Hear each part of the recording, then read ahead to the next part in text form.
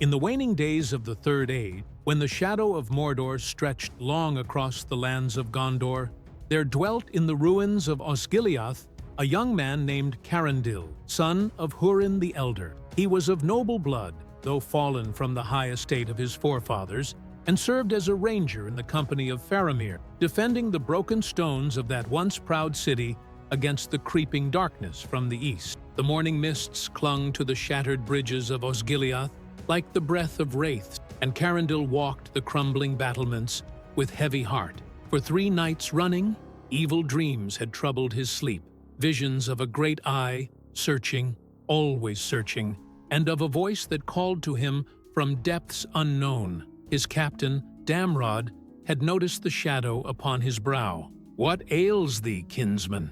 asked Damrod, as they stood watch upon the eastern walls. "Thou art changed these past days, as one who wrestles with fell vision." Carandil gazed across the waters of Anduin toward the mountains of shadow, where even now the red glow of Mount Doom could be glimpsed through the haze. "I know not, friend. Dreams come to me unbidden, and in them I hear the voice of one who claims kinship with me, though I know not his name or station." It was then that a horn sounded from the western shore, the clear note of Gondor calling. A small company had arrived bearing the white banner, and among them rode one clad in the green and brown of the ranger, yet with the bearing of nobility about him. "'Tis Prince Faramir himself," whispered Damrod.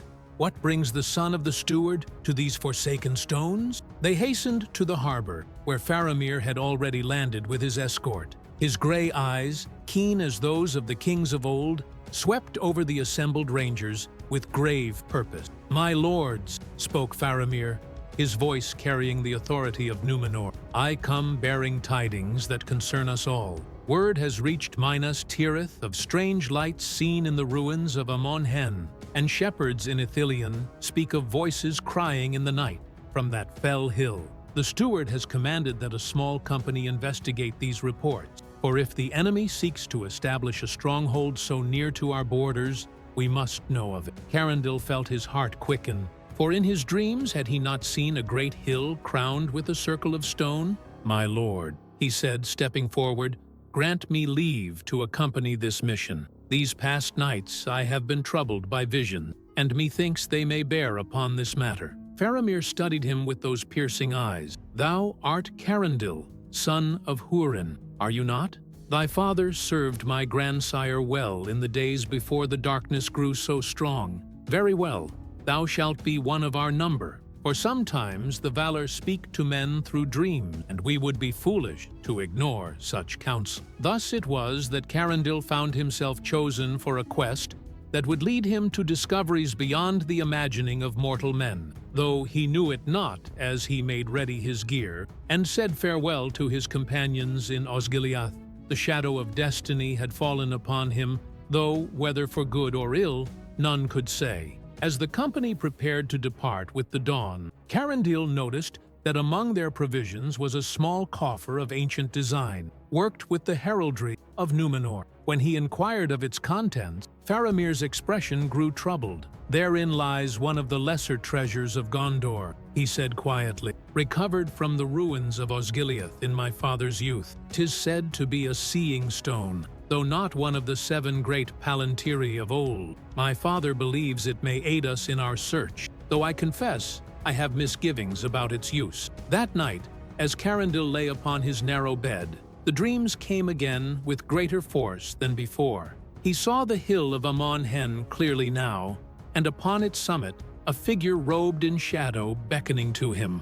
The voice that had haunted him spoke again, clearer than ever before. "Come, son of the West, come and claim thy birthright. Too long have the secrets of the past lain hidden. Come, and I shall show thee wonders beyond the dreams of lesser men." Carandil woke with a start, his heart racing. Around him, his companions slept peacefully, but he could find no rest. Rising silently, he walked to the window and gazed out upon the star-strewn sky.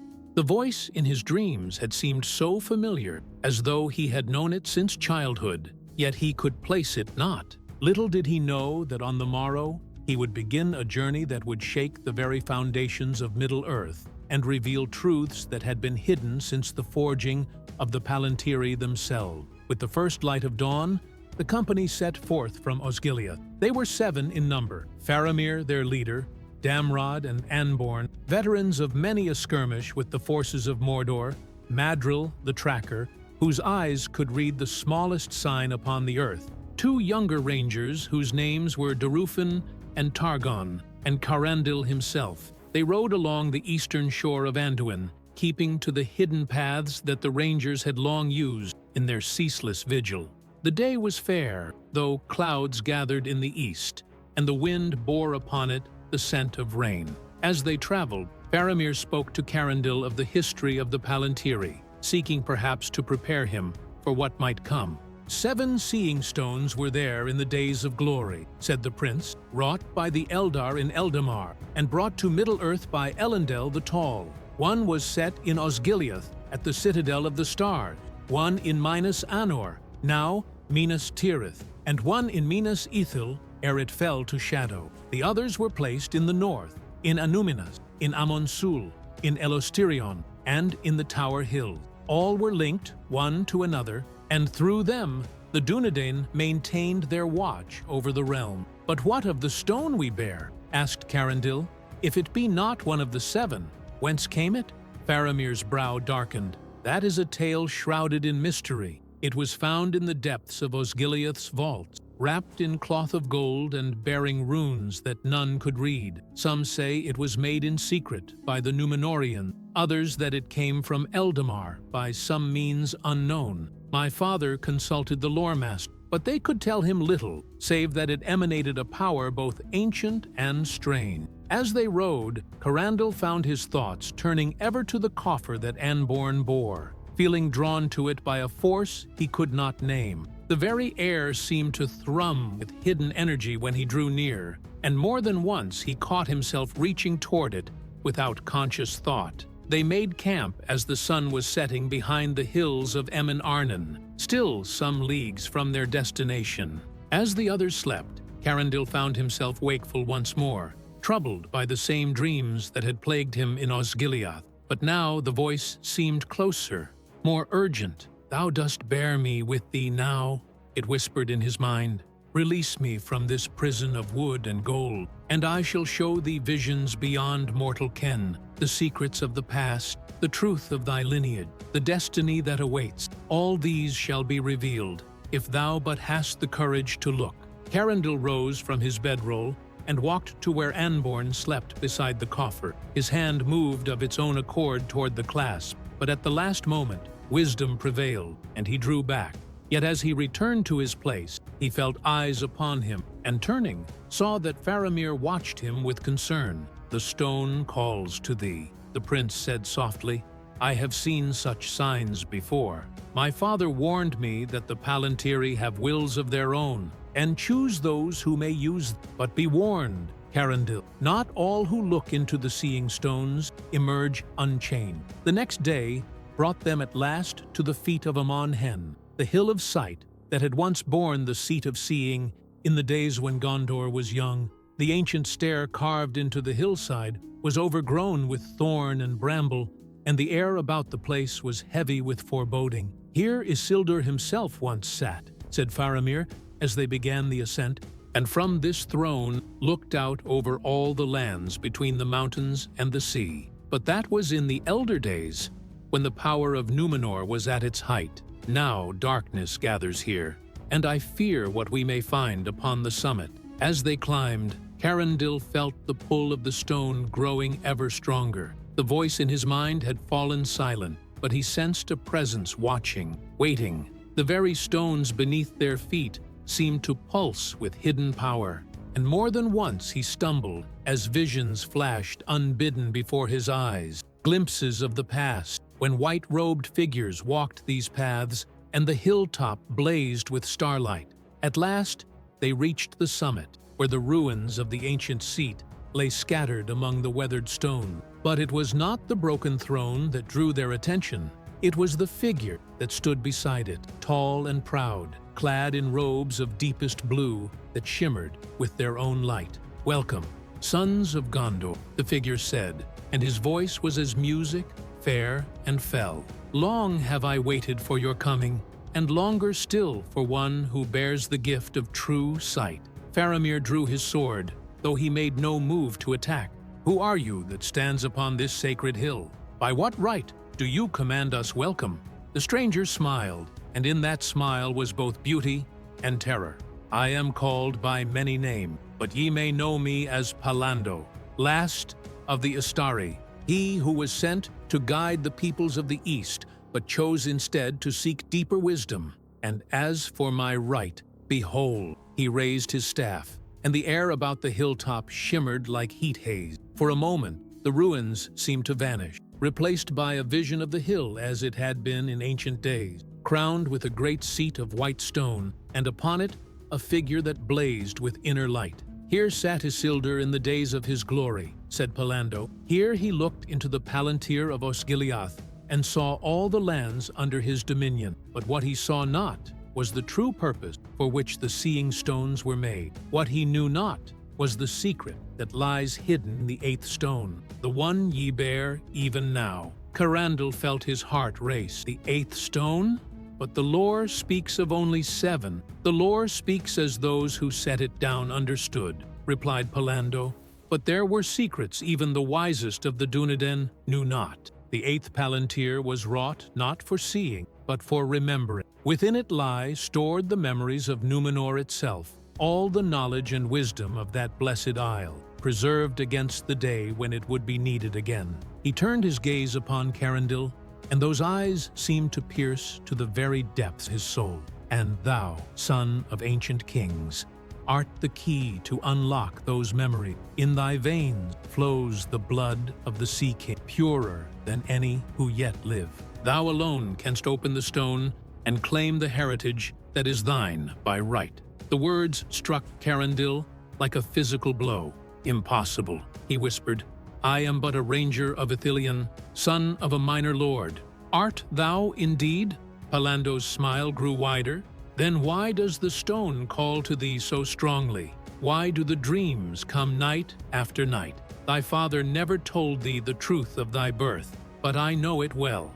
Thou art descended not from the lesser nobility of Gondor, but from Anarion himself, through lines thought lost when Osgiliath fell to ruin." Faramir stepped forward, his sword still drawn. "Even if this be true, what purpose serves it? The blood of Númenor runs thin in all the Dunedain. We have no need of ancient memories when the present hour is dark enough."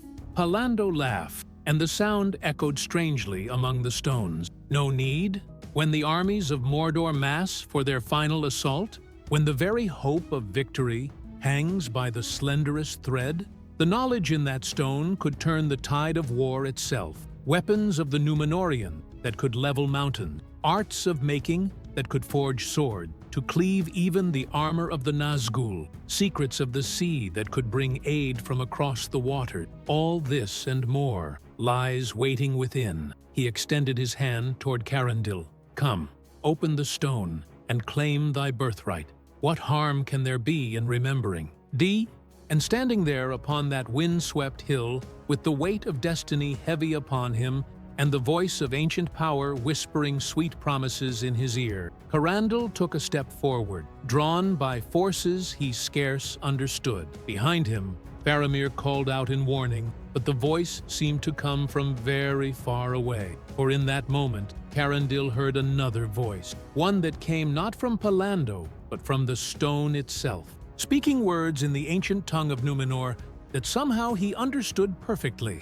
"Come home, son of the sea, come home, and remember." "Hold!" cried Faramir, but his voice seemed to come from across a great distance, muffled as though by many fathoms of water. Carandil stood transfixed, his hand already reaching toward the coffer that Anborn had set upon the ground. The runes upon its golden surface blazed with inner fire, and the very air about it thrummed with power. "Fear not," said Palando, his voice smooth as silk. "What thy companion offers is but caution, born of ignorance. The wisdom of ages lies within thy grasp. Wouldst thou turn aside from thy destiny for the sake of lesser men's fears? But even as Carandil's fingers touched the clasp of the coffer, Damrod sprang forward with the swift grace of a warrior. "My lord," he said urgently to Faramir, "something is amiss here. Mark how the light plays strangely about this supposed wizard, and how his words twist the mind like serpent. This reeks of some dark sorcery." Indeed, now that Damrod spoke thus, the others began to see what the veteran ranger had observed. The blue of Palando's robes shifted, swirled like smoke, and his fair features seemed to waver as though seen through troubled water. Moreover, the very stones of Amon Hen appeared to recoil from his presence, the ancient carvings growing dim where his shadow fell upon them. "Thy followers show wisdom," said Palando, though his tone had grown cold. "Yet wisdom without power avails little in the trials that lie ahead. The stone calls to its rightful master. Will ye deny him his heritage for fear of shadows?" Faramir raised his sword, and the blade gleamed with the light of Westerness. "I know not what manner of being thou art, but I smell deception in thy word. If the stone be truly as thou sayest, then it shall remain sealed until wiser heads than ours may judge its worth." At this, Palando's mask of benevolence began to slip away like morning mist. His form grew taller and more terrible, and his eyes blazed with malevolent fire. "Fools!" he snarled. "Ye know not with whom ye meddle. I am older than the mountains, mightier than the kings of old. The stone shall be opened, if not by willing hand, then by force." He raised his staff, and darkness poured forth from it like smoke from a great fire. The rangers drew their swords, but their blades seemed small and frail against the shadow that now engulfed the hilltop. Yet Carandil stood unmoved, for the voice from the stone spoke again, clearer now. "Be not deceived, son of Anarion. This one is not what he appears. Yet thy need is great, and the hour grows dark. Open the stone, but look with clear eyes upon what lies within." With hands that moved as though guided by another will, Carandil lifted the coffer and opened its clasps.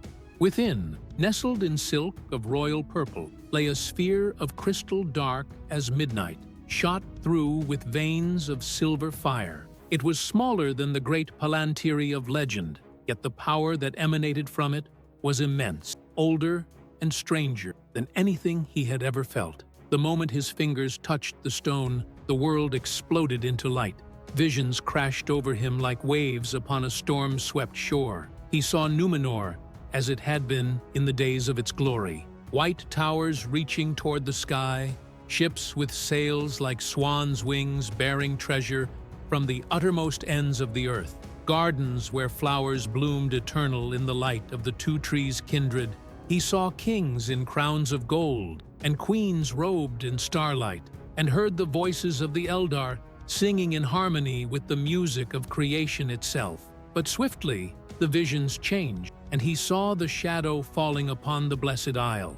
He witnessed the corruption of the king's men, the building of the great armament, the sailing of the fleet that would never return. He felt the earth shake as Ilúvatar himself broke the world, and watched the great wave rising to swallow all the pride of mortal men. Yet even as Numenor sank beneath the waves, he saw other things, ships that escaped the doom, bearing not only men, but treasures beyond price, sacred texts and works of art, seeds of the white tree, and most precious of all, the accumulated wisdom of 3,000 years. All this was saved, and much of it came at last to the great libraries of Osgiliath and Minas Anor. The visions flowed faster now, showing him the early days of Gondor, when Elendil and his sons ruled with wisdom and justice. He saw the forging of the 7 Palantíri in the workshops of Eldamar, each stone linked to its fellows by bonds stronger than steel. But then came something that filled him with wonder and terror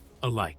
A 8th stone, fashioned in secret by Tar Palantír, the last good king of Numenor. This stone was different from the others. Where they were made for seeing and speaking across vast distances, this one was wrought for remembering. Into it, the king had poured not just his own memories, but those of all his line stretching back to Elros himself. It was meant to be a repository of all Númenórean knowledge. to be preserved against the day when darkness threatened the world, and such wisdom would be needed most. But something had gone wrong in the making. The stone had been corrupted, tainted by the very darkness it was meant to guard against.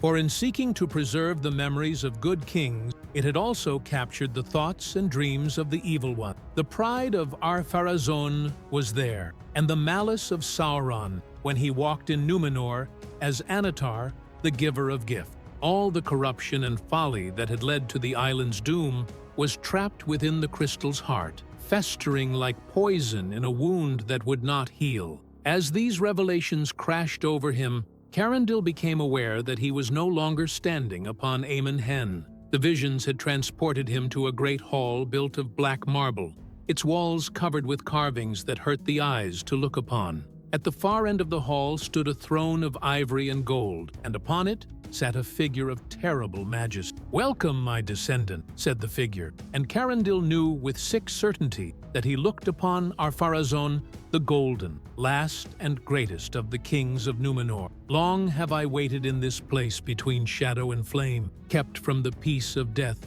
by the very stone thou hast opened. At last, one of my own blood has come to free me." The dead king rose from his throne, and Carandil saw that he was both magnificent and horrible. His robes were cloth of gold that gleamed like captured sunlight, and upon his brow sat a crown wrought of mithril and set with gems of fire. Yet his flesh was pale as marble, and his eyes burned with the cold light of dying stars. "I know thy thoughts," continued Ar-Pharazôn. "Thou dost wonder why I linger here when all my people have gone to whatever fate awaits the drowned. The answer is simple. I was bound to this stone by my own ambition. In my pride, I sought to preserve my glory for all time, and so I am trapped here until another of royal blood takes my place." Carandil tried to speak, to move, to flee from this awful presence, but found himself held fast by invisible chains. The dead king smiled, and it was like the grin of a skull. "But thou needst not fear, kinsman. I offer thee a bargain that will benefit us both. Take up the crown that is thy right.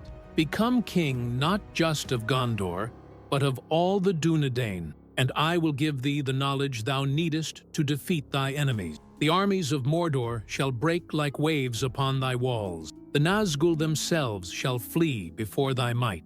All this can be thine, if thou wilt but wear the crown and sit upon the throne." In the crystal palace of the Palantír, Carandil stood at the crossroads of destiny, faced with a choice that would determine not only his own fate, but the fate of all Middle-earth. Behind him lay the simple life of a ranger, honest but unremarkable. Before him gleamed the promise of power beyond imagining and the certain corruption of his soul. The dead king extended the crown with hands that were beautiful and terrible, and the gems within it pulsed with their own malevolent light. "Choose swiftly," he said. "Even now, thy friends battle the servant I sent to guide thee here. Soon, they will seek to break thy contact with the stone, and this chance will be lost forever. Take the crown, claim thy birthright, and rule as kings were meant to rule, without the weakness of mercy, without the burden of conscience." And in that moment of ultimate temptation, Carandil heard again the voice that had first called to him. Not the honeyed tones of Pallando, nor the commanding presence of the dead king, but something else entirely. A voice of love and sorrow, speaking with the accent of ancient Númenor. "My son, beware. The path of pride leads only to darkness. Remember the lesson of our fall, that no mortal, however mighty, should seek to rival the valor.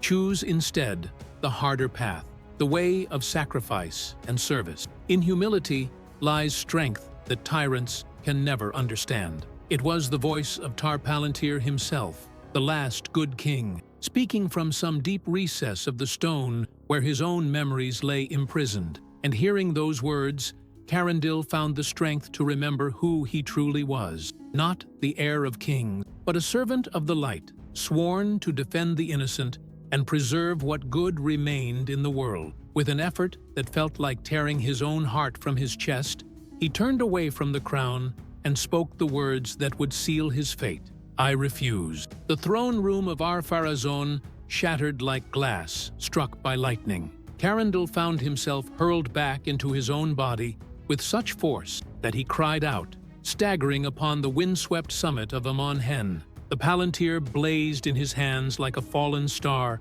its dark surface now shot through with veins of silver fire that pulsed in rhythm with his racing heart.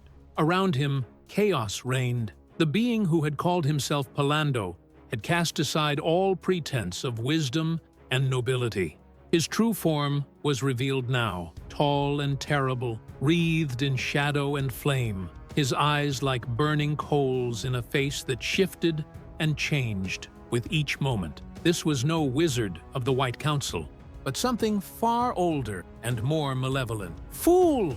shrieked the creature, raising his staff to strike down the rangers who had dared to stand against him. "Thou hast rejected the gift of ages. For this insolence, all shall pay the price." Darkness poured from his outstretched hand like a tide of liquid night. Damrod cried out as the shadow struck him, and he fell to his knees with frost forming upon his armor. Anborn loosed an arrow, but it passed harmlessly through the creature's writhing form. Only Faramir stood unmoved, his sword blazing with the light of Westerness as he strode forward to meet this ancient evil. But even as the Prince of Ithilien raised his blade, Carandil felt the true power of the stone awakening within him. The memories it contained were not all dark. Among the shadows of corruption blazed also the pure light of the faithful, those who had remained true to the valor even in Numenor's final days. Their strength flowed into him now, and with it came knowledge of the creature's true nature. "Thou art no servant of Saruman," Carandil said, his voice carrying clearly across the hilltop, despite the howling of the unnatural wind. "Nor art thou one of the Istari at all. I see thee now for what thou truly art, Herumor, the Black Númenórean, Lord of the Southern Fiefs, who bent the knee to the shadow in the days of Ar-Pharazôn." The creature's form wavered, and for a moment his true face was visible, proud and terrible, marked by centuries of service to darkness, yet still bearing the noble features of Númenórean blood. "Yea," he hissed, "I am Herumor the Wise, Herumor the Foresighted, who saw the folly of defying the Lord of Gifts when first he came among us. I alone of all the king's men chose correctly, and for my service I was granted life beyond the count of years." "Life?" Carandil laughed, though there was no mirth in the sound. "Thou callest this wretched existence life? I see thee truly now, not alive, not dead, but trapped forever between the two, sustained only by thy master's will and thy own consuming hatred." The truth of these words struck Herumor like a physical blow. His form writhed and twisted, sometimes appearing as the proud Númenórean lord he had once been, sometimes as the wraith-like shadow he had become. "What matter the price?" he snarled, "if it grants the power to reshape the world according to my will." Sauron promised that the faithful would be cast down, that those who bent the knee to Manwë would grovel before the children of darkness. That promise shall be fulfilled, beginning here and now. He gestured with his staff, and the very stones of Amon-Hen began to crack and split.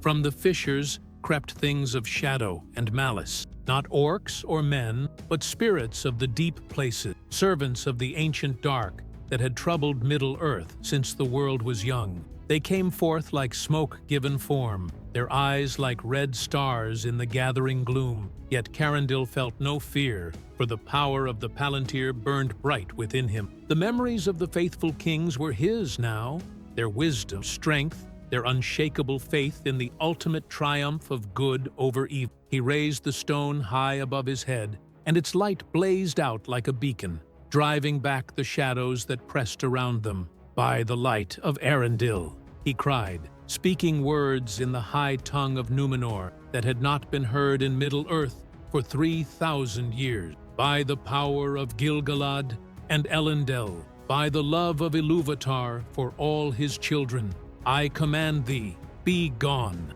The shadow spirits shrieked and fled, their forms dissolving like morning mist before the rising sun. But Harumor himself stood firm, his power drawn from deeper wells of darkness. He laughed, a sound like breaking glass. "Pretty words, young king, but words alone have no power over such as I.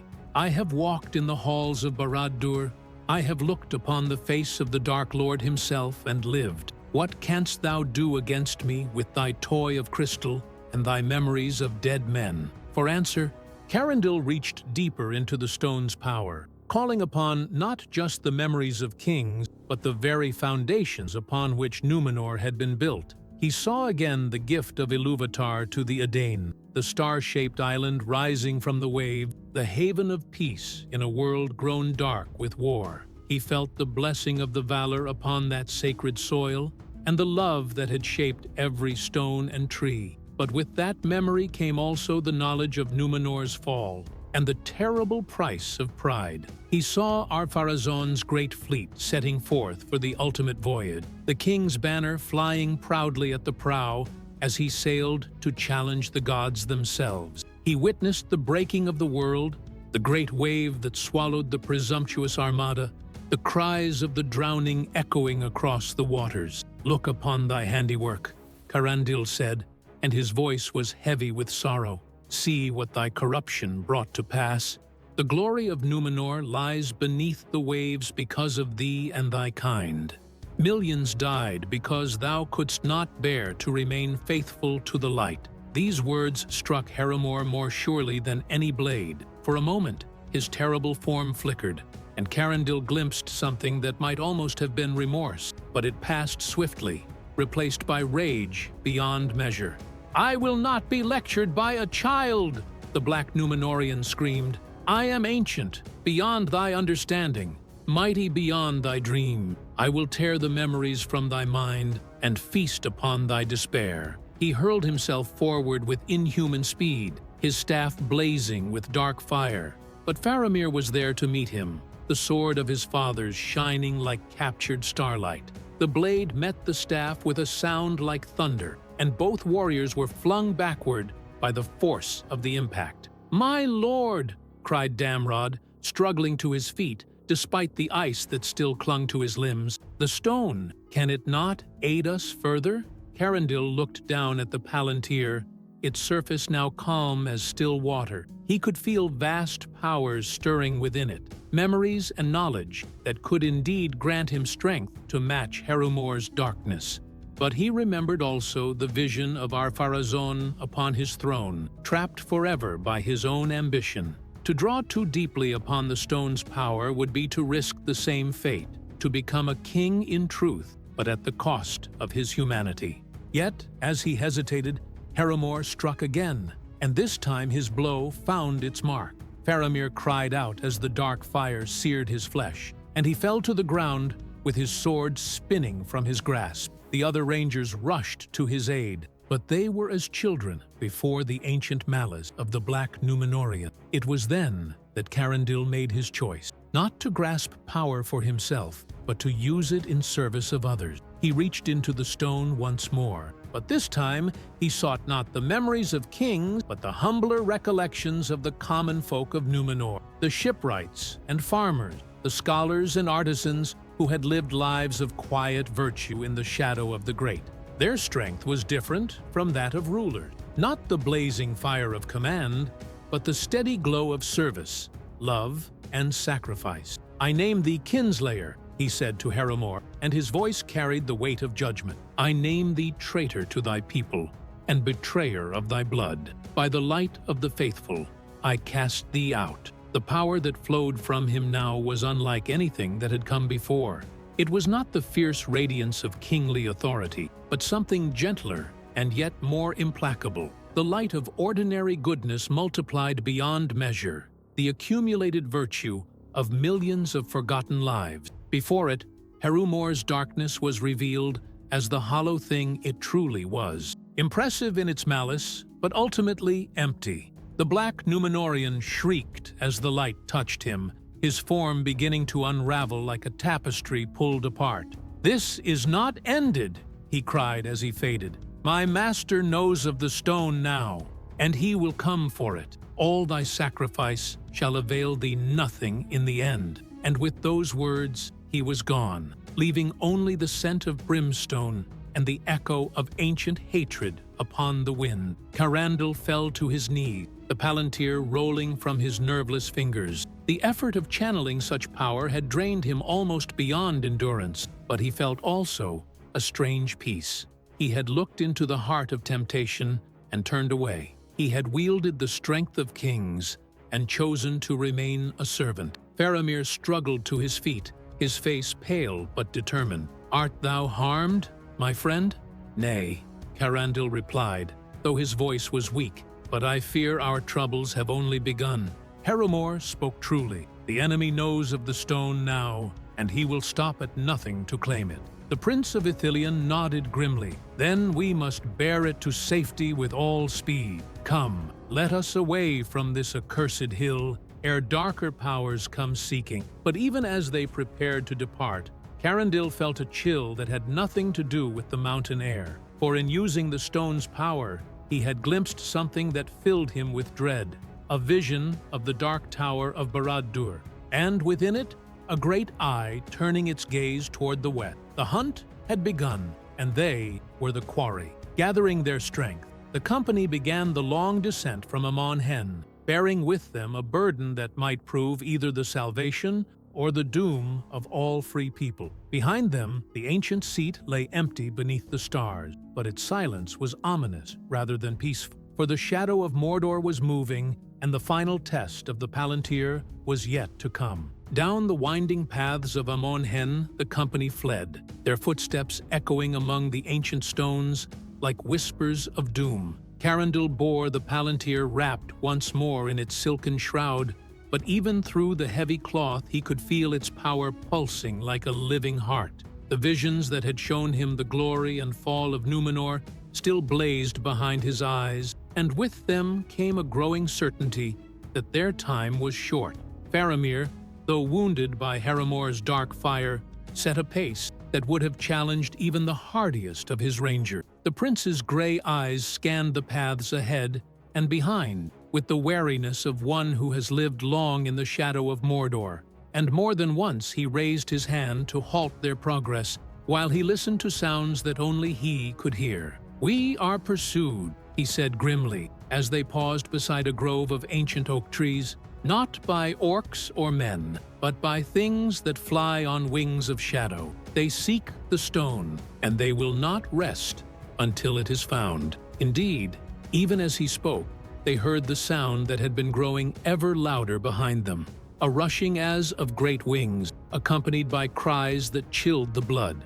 Looking back toward the summit of Amon Hen, they saw dark shapes circling the hilltop like carrion birds, though these were far larger than any bird that walked under the light of the sun. "Fell beasts," whispered Damrod, "the steeds of the Nazgûl. But I thought they were all destroyed at the Black Gate when the ring was unmade." "Not all," replied Faramir.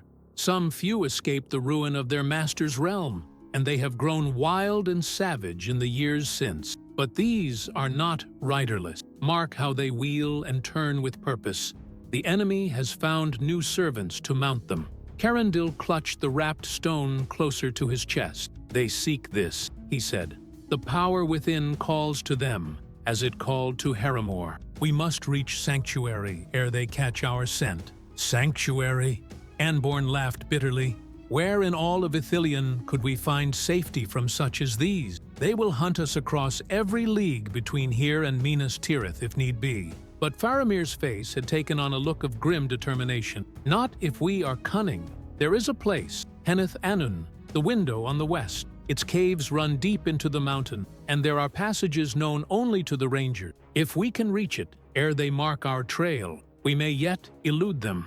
They pressed on through the gathering dusk, following paths that few men living knew. Faramir led them with the sureness of one who had walked these ways since boyhood. avoiding the open glades where the fell beasts might spy them, and keeping to the deep shadows beneath the eaves of Fangorn's southern reaches. As they traveled, Carindil found himself drawn ever deeper into communion with the Palantír. Though he strove to resist its pull, memories not his own continued to flood his mind. He saw the great ships of Numenor sailing toward the sunset, their holds filled with treasures beyond price. He witnessed the building of Osgiliath and Minas Anor, the raising of the white walls that had stood for so many centuries against the darkness of the east. But darker visions came as well. He saw Isildur standing upon the slopes of Mount Doom, the ring heavy in his hand, making the choice that would doom the world to long ages of shadow. He witnessed the kin strife that had nearly destroyed Gondor, brother fighting brother while the realm bled. Most terrible of all, he saw the coming of the mouth of Sauron to the gates of Minas Tirith in the days before the War of the Ring, and heard the fell voice promising mercy to those who would bend the knee. "The stone shows thee the weight of kingship," said a voice in his mind, and he knew it for that of Tar Palantír, the last good king of Numenor. Every choice echoes down the years, and the mightiest kings are often those who cause the greatest harm. Better by far to be a simple soldier, fighting for hearth and home, than a ruler whose decisions shape the fate of nations. Yet even as the ghostly king spoke these words of comfort, Carindil felt the opposing pull of Ar-Pharazôn's memory. "Weakness," hissed the voice of the Golden King, "to shrink from power when it is offered is the mark of a coward. Look how thy humility serves thee now, hunted like a beast through the wilderness. Bearing a burden thou hast not the courage to truly claim. Take up the crown, accept thy destiny, and these shadows will flee before thy majesty like moth before flame." The temptation was strong, for Carindil could feel the vast power sleeping within the stone. With it, he could command the loyalty of every man of Númenórean blood, rally the scattered Dúnedain to a new kingdom that would eclipse even the glory of Elendil's realm. The fell beasts would not dare assail a true king of the West, and Sauron himself would quail before the might of Númenor reborn. But he remembered also the price of such power. The throne room where Ar-Pharazôn sat in solitary majesty, cut off from all love and fellowship by the very crown he had coveted. Better to die free than to rule in such isolation. The hours passed, and still they pressed on through the darksome woods. More than once they heard the cry of the fell beasts overhead, and once they glimpsed the shadow of great wings passing between them and the stars. But Faramir's woodcraft served them well, and they remained hidden from the eyes of their pursuers. At last, as the first gray light of dawn began to filter through the leaves, they came to a steep cliff face overgrown with moss and fern. At its base ran a stream that sparkled like silver in the growing light, and the sound of falling water spoke of hidden depths within the rock. "Henneth Anun," said Faramir with evident relief, "here we may rest and plan our next move. The caves within are deep and maze-like, known only to my ranger. Even if our pursuers find the entrance, they will not easily navigate the passages within." They made their way behind the waterfall, where a narrow opening led into the heart of the mountain. Within, the caves were larger than they had appeared from without, their walls carved with reliefs that spoke of the ancient days when the Dúnedain had first come to this land. Torch brackets stood ready along the walls, and soon the warm light of flame drove back the shadows. As the others made camp and tended their wounds, Carindil found himself drawn to an alcove where the stone carvings were particularly fine. Here was depicted the landing of Elendil at the Grey Haven, and the raising of the Palantír stones in their appointed places. But there was something strange about this carving. It showed not 7 stones, but 8, and the 8th was held not by a king, but by a figure in the robes of a lormat. "Thou hast found it," said Faramir, approaching from behind, "the secret carving that my grandfather caused to be made." He knew the truth of the 8th stone, though he told few of its nature. "What truth?" asked Carindil. "I have seen visions in the Palantír, but much remains unclear." Faramir's expression grew grave. "The stone thou bearest was made not by the Eldar, but by the wisest of the Númenóreans themselves. Palantír commissioned its creation in the final days of the kingdom, when he saw that doom was approaching. Into it, he poured not only his own memories, but those of all his line, reaching back to the very founding of Numenor. "But why?" Carandil asked. "What purpose could such a repository serve?" "To preserve the true history of the Númenórean," replied the prince. Palantír knew that if his people fell to darkness, their deeds would be remembered only through the eyes of their enemies. He wished to ensure that somewhere the truth would survive, the tale of their glory and their fall, their wisdom and their folly, all set down without prejudice or distortion. Carandil felt a chill as the implications became clear. "Then I am not the heir of kings, as Harrimor claimed? Nay, thou art of noble blood, but not of the royal line. Thy ancestor was Voronwa the Faithful, chief lore-master to Palantír, who bore the stone away when Númenor fell to shadow. It was he who hid it in the vaults of Osgiliath, waiting for the day when it would be needed again." The revelation struck Carandil like a physical blow. All his dreams of royal heritage, all the whispered promises of crown and throne had been lies, or rather, half-truths twisted to serve the purposes of those who would use him. He was not a king, but the descendant of a scholar, chosen not for the nobility of his blood, but for the purity of his purpose. Yet even as this knowledge settled upon him like a heavy cloak, he found it brought not disappointment, but relief. The weight of kingship that had pressed upon his shoulders fell away, leaving him free to be what he had always been, a servant of the light, bound by duty rather than ambition.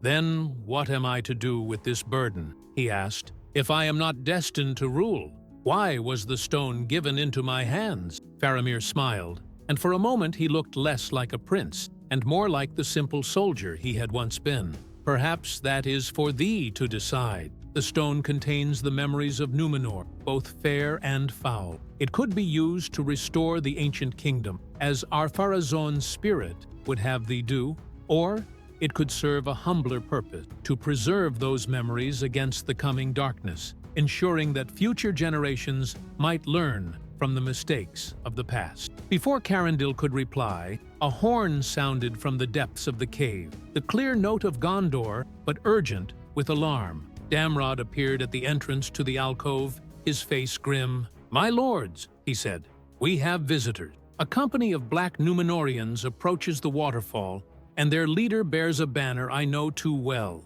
the lidless eye of Mordor, wreathed in flame. The time of hiding was at an end. The final confrontation was at hand, and Carandil would soon learn whether his choice to embrace humility rather than power had been wisdom or folly. In the depths of Heneth-Anun, with the memories of ages weighing heavy in his hands, he prepared to face the servants of the shadow and discover the true purpose for which the 8th Palantír had been made. The echo of the horn died away, leaving only the steady sound of falling water and the crackle of torch flames. Yet beneath these familiar sounds, Carandil could hear something else, the ring of mail and the tramp of many feet upon stone. The enemy had found them, and in numbers that boded ill for their small company. Faramir moved with the swift efficiency of a seasoned commander, issuing orders that sent his rangers to their battle station. "Damrod, take Anborn and guard the eastern passage. If they break through there, we shall be trapped like rats in a barrel. Madril, watch thou the waterfall approach. They may seek to force entry through the spray. Derufin and Targon, gather what arrows we have and place them where they may be quickly reached." As the rangers prepared their defenses, Carandil found himself at the heart of the stronghold, the wrapped Palantír heavy in his hand. He could feel its power stirring, responding to the approach of danger, and with it came the insistent whispers of the ancient king. "Now dost thou see the folly of thy choice?" hissed Ar-Pharazôn's voice within his mind. "Had thou accepted the crown when it was offered, these dogs would grovel at thy feet rather than dare to assail thee. It is not too late. Take up thy royal power and watch them flee in terror from thy majesty." But the gentler voice of Palantír spoke in opposition. "Remember the lesson of the fall, my child. Power taken in anger or fear becomes a poison that corrupts all it touches. Better to stand fast in righteousness, though the world should crumble around thee. Before Carandil could choose between these competing counsels, a voice rang out from beyond the waterfall, harsh and commanding, speaking in the black tongue of Mordor before switching to the common speech of men. "Hearken, rats of Gondor!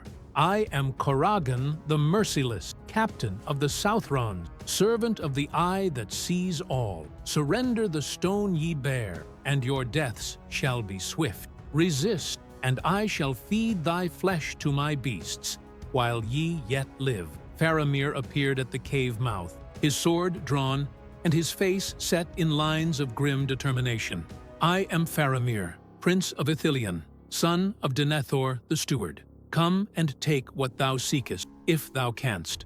But know that the sons of the West do not yield their trust to the shadow, whatever the cost." The black Númenórean's laughter echoed from the rocks, cold and cruel. "Prince, is it? I knew thy father, young lordling, a proud man who thought himself master of his fate. In the end, he burned like tinder when despair took him. Thou shalt share his doom ere this day is done." With these words, the assault began. The enemy came not in a wild charge, but with the disciplined tactics of soldiers trained in the wars of the East.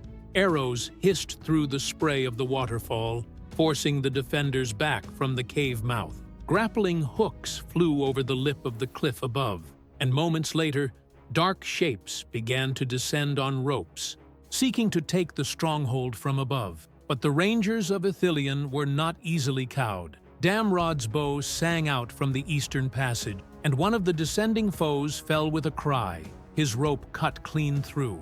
Anborn and Madril loosed shaft after shaft into the spray, their aim true despite the poor light and driving water. Yet for every enemy that fell, two more seemed to take his place. These were no common orcs or Southron, but men of Númenórean blood gone bad, tall and strong and skilled in war. Their armor was black as night, and their weapons bore runes that hurt the eye to look upon. As the battle raged, Carandil felt the Palantír growing hot in his hands. The stone was responding to the proximity of so much evil, its surface beginning to glow with inner fire. The temptation to use its power was overwhelming. With it, he could strike down their foes with bolts of light, or summon aid from across the leagues of Middle-earth. But he remembered Haramor's words, "My master knows of the stone now. To use its power openly would be to send a beacon signal straight to Barad-dûr, revealing their location to every servant of the Shadow within 100 leagues. They would win this battle only to face an army in the next." Instead, he did something that required far greater courage. He wrapped the stone more tightly in its silken shroud and set it aside, taking up instead a simple sword that had belonged to one of his fallen comrades in Osgiliath. If he was to make a stand here, it would be as a ranger of Gondor, not as the wielder of ancient powers. The fighting grew more desperate as the enemy found their way into the cave system. The narrow passages that had seemed like such excellent defenses now became death traps, as the superior numbers of the foe began to tell. Damrod fell back, bleeding from a wound to his sword arm, and Anborn was hard-pressed to hold the eastern passage alone. It was then that Corragan himself appeared, stepping through the waterfall with water streaming from his black mail like liquid shadow. He was tall even by the standards of the Númenórean, with the pale skin and dark hair of the king's men, but his eyes burned with malevolent fire. "Where is the stone?" he demanded, his voice echoing from the cavern walls. "I smell its power upon the air, sweet as honey and strong as wine. Give it to me, and I may yet be merciful in thy ending." "The only ending thou shalt find here is thy own," replied Faramir, stepping forth to meet him. The prince bore ancient Gondorian steel in his hand, and his mail gleamed with the silver tree of his house. But Corragan laughed at the sight. "Still playing at being kings, are we?" he sneered. "Thy realm is already fallen, young lordling.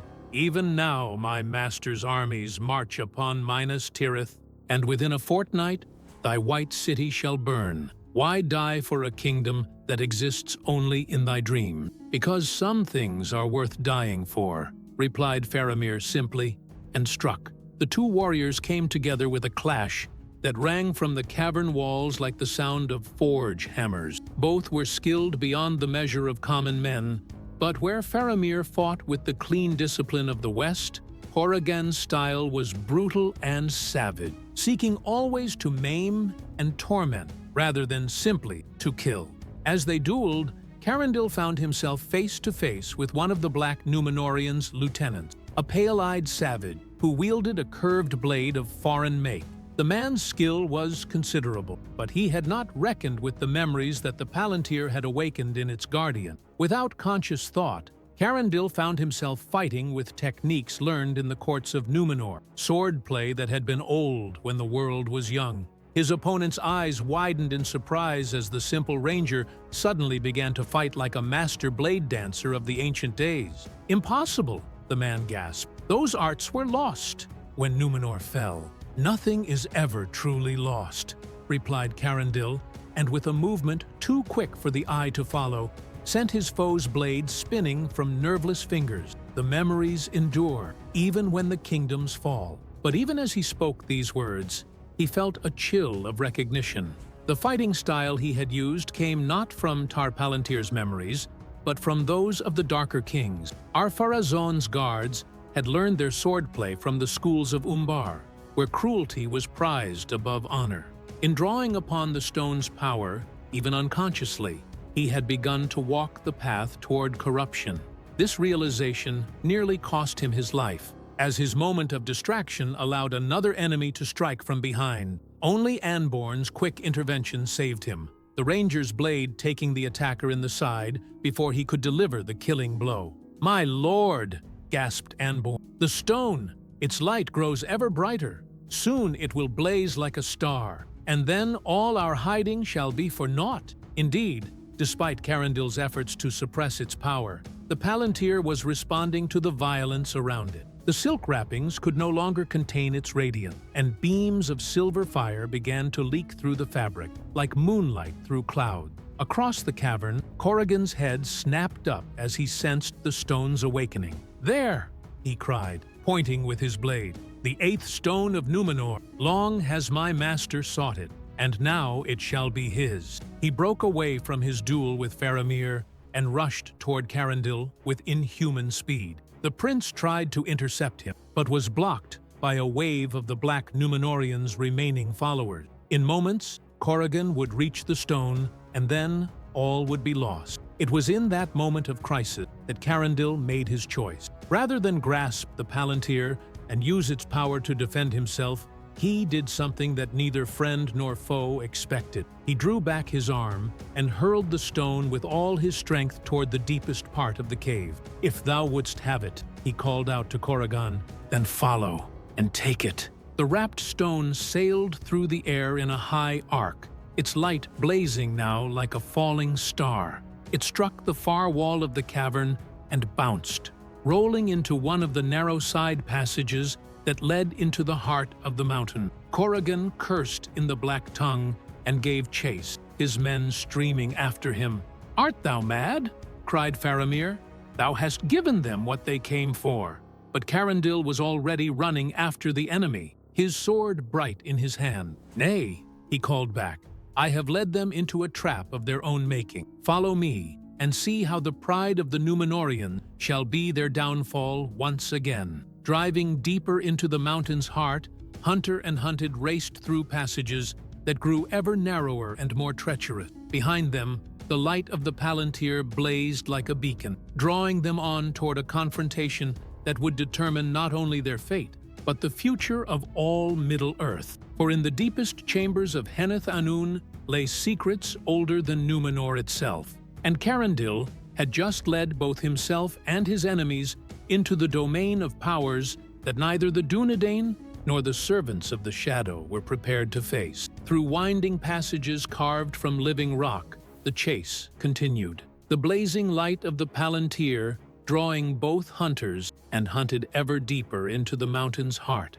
The stone had come to rest at last in a vast chamber whose walls were set with crystals that caught and reflected its radiance, filling the space with dancing patterns of silver fire. Corrigan and his followers burst into the chamber first, their eyes wild with greed as they beheld the prize they had sought so long. The black Numenorian captain strode forward with confident steps, his hand extended to claim the stone that would make him mighty among the servants of the shadow. But as his fingers closed about the wrapped Palantír, the crystals in the walls began to sing, a high, clear note that seemed to come from the very bones of the earth. The chamber was transformed in an instant, its rough stone walls becoming smooth as glass, covered with carvings that depicted the history of Middle-earth, from the music of creation to the end of day. "What sorcery is this?" gasped Corrigan, but his voice was already changing, becoming hollow and distant, for he had seized not merely a seeing stone,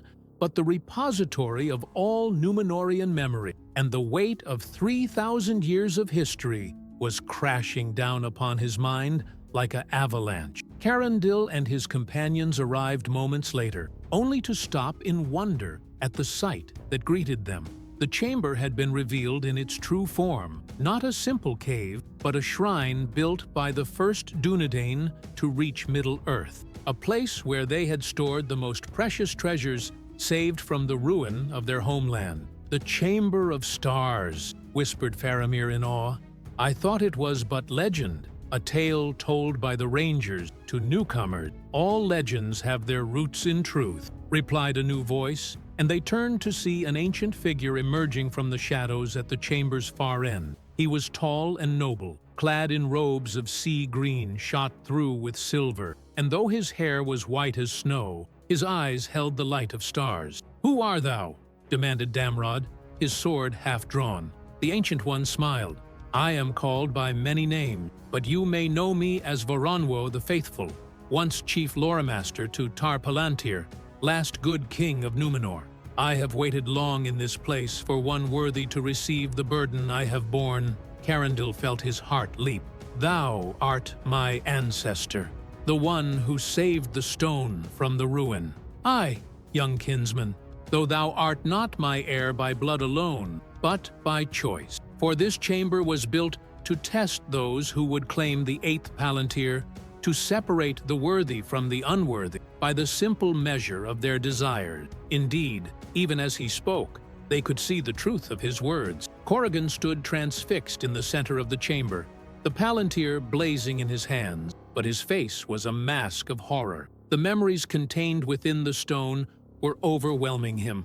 Not the glorious visions that might tempt a noble heart, but the full weight of Numenor's history, including every act of cruelty and betrayal committed by the king's men. "He sees all of," said Voronwo sadly, "the corruption of the kingdom, the persecution of the faithful, the final madness that led to the downfall.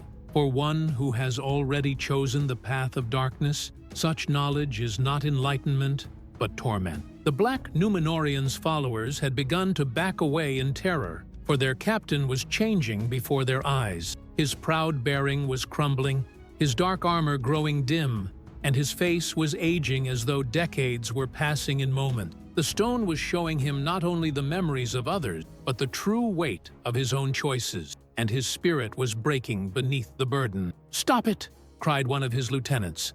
"Release the stone, my lord. It will destroy thee." Ceter. But Corrigan could not let go, for the Palantír had claimed him as surely as it had once claimed Ar-Pharazôn. His greed had become his prison, and the very power he had coveted was consuming him from within. "This is why the stone was hidden," explained Voronwo to Carandil. "It was meant not as a weapon or tool of rule, but as a test. Only one who could look upon power and choose to lay it aside could hope to wield it without corruption. Thy choice to cast the stone away, rather than use it, saved not only thy friends, but thy soul." As they watched, Corrigan's transformation reached its climax. The proud captain of the Southrons was no more. In his place stood a figure of shadow and despair, aged beyond counting years. His eyes filled with the accumulated sorrow of his people's fall. The Palantír fell from his nerveless fingers, its light dimming as it settled upon the chamber floor. "I see," he whispered, his voice now cracked with age and grief. "I see it all. The lies we told ourselves, the pride that blinded us, The terrible price of choosing power over wisdom. How could we have been so blind? His followers fled then, unable to bear the sight of their mighty captain reduced to a broken shell. But Corrigan remained, kneeling beside the stone that had shown him the truth of his existence. There was no malice left in him now, only the desperate sorrow of one who has seen his life's work revealed as folly. Carandil approached him slowly, his sword sheathed. "The knowledge is bitter," he said gently, "but it can also be the beginning of redemption. It is not too late to choose a different path." The broken black Númenórean looked up at him with eyes that held a spark of hope. "Truly? Even for one who has served the shadow for so long?" "Even so," replied Carandil, "for that, too, is part of Númenor's legacy. Not just the fall, but the choice to rise again." Varanwa stepped forward, his ancient face kind. "The stone has served its purpose with thee, kinsman, but its true task lies ahead. The knowledge it contains must not be hoarded or used for conquest, but shared freely with all who would learn from the past." "What wouldst thou have me do?" asked Carandil. "Take it to the Grey Havens," the lore master replied. "There Círdan, the shipwright, waits, and he shall know how to preserve its memories for future generations. The time of kings is ending in Middle-earth, but the time of learning must never cease." As he spoke these words, Varanwa began to fade, his form becoming translucent like morning mist. "My task is complete," he said with a smile. "I have waited 3,000 years to pass this burden to worthy hands, and now I may go to whatever rest awaits the spirits of the faithful." "Wait," cried Carandil. "I have so many questions about the stone, about our family, about the true history of Númenor." But the ancient lore master was already little more than a shimmer in the air. "The answers lie within the stone," came his fading voice. "Trust in the wisdom of the Valor, and remember, the greatest power is to know when not to use power at all." And with that, he was gone, leaving only the echo of his words and the scent of sea salt in the air. Carandil knelt and carefully picked up the Palantír, wrapping it once more in its silken shroud. The stone was quiet now, its terrible radiance dimmed to a gentle glow. He could feel the memories within it, vast as an ocean, but they no longer threatened to overwhelm him. He had passed the test, and the stone recognized him as its rightful guardian. Corrigan struggled to his feet, leaning heavily upon a staff that had appeared from somewhere. "I would come with thee," he said hesitantly, "if thou wilt have me. I have much to atone for, and perhaps in serving the light I may find some measure of peace." Faramir looked skeptical, but Carandil nodded. "The path of redemption is open to all who would walk it," he said. "But know this, it will not be easy. The servants of the shadow do not suffer turncoats lightly." "I know," replied Corrigan, "but I have seen the end of the path I was walking, and it leads only to despair. Better to die in hope than to live in darkness."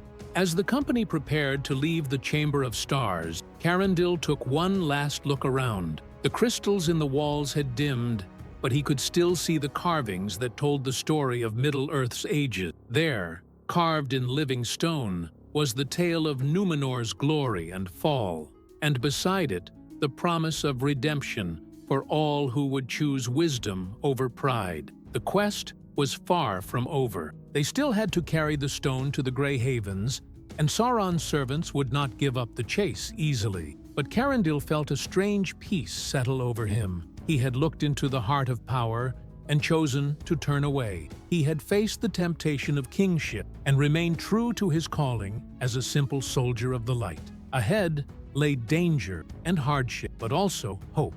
For the 8th Palantír would at last find its way to safety, and with it, the accumulated wisdom of the Númenóreans would be preserved for future generations. The final chapter of their tale had yet to be written, but Carandil was confident now that it would end in light rather than shadow. Behind them, the Chamber of Stars fell dark once more, but the memory of its revelation would burn bright in their hearts for all the days to come. From the depths of Henneth Anun, they emerged into a world transformed by dawn, though whether the transformation was in the world or in themselves, none could say.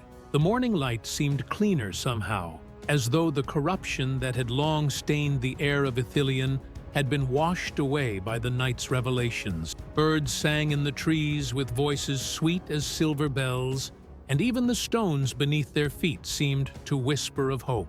Corrigan, or he who had been Corrigan, walked among them now as a changed man. The proud captain of the South Runs was gone, replaced by one who bore the weight of centuries upon his shoulders. His dark armor had cracked and fallen away in the Chamber of Stars, and he was clad now in simple gray robes that Faramir had found among the supplies stored in the hidden refuges. His face, once cruel and commanding, had grown lined with sorrow, but his eyes held a peace that had been absent for long years. "I remember little of my true name," he said, as they walked the forest paths toward the north. "The servants of the shadow stripped such things from me when first I swore the oaths of darkness, but in the visions that the stone showed me, I saw myself as I was before the corruption took hold. A young lord of Pelargir named Aldenor, who thought to serve his people by allying with the rising power in the east. Many made such choices in those dark days," replied Faramir with compassion. "The enemy was cunning, and his promises seemed fair to those who did not see the trap beneath the bait." "Fair they seemed indeed," agreed Aldenor, for so they had begun to call him. "Yet even then, there were signs I chose to ignore. The first was when he commanded me to turn against my own kinsmen, those of my house who remained loyal to the old ways. I told myself it was necessary, that some must suffer for the greater good.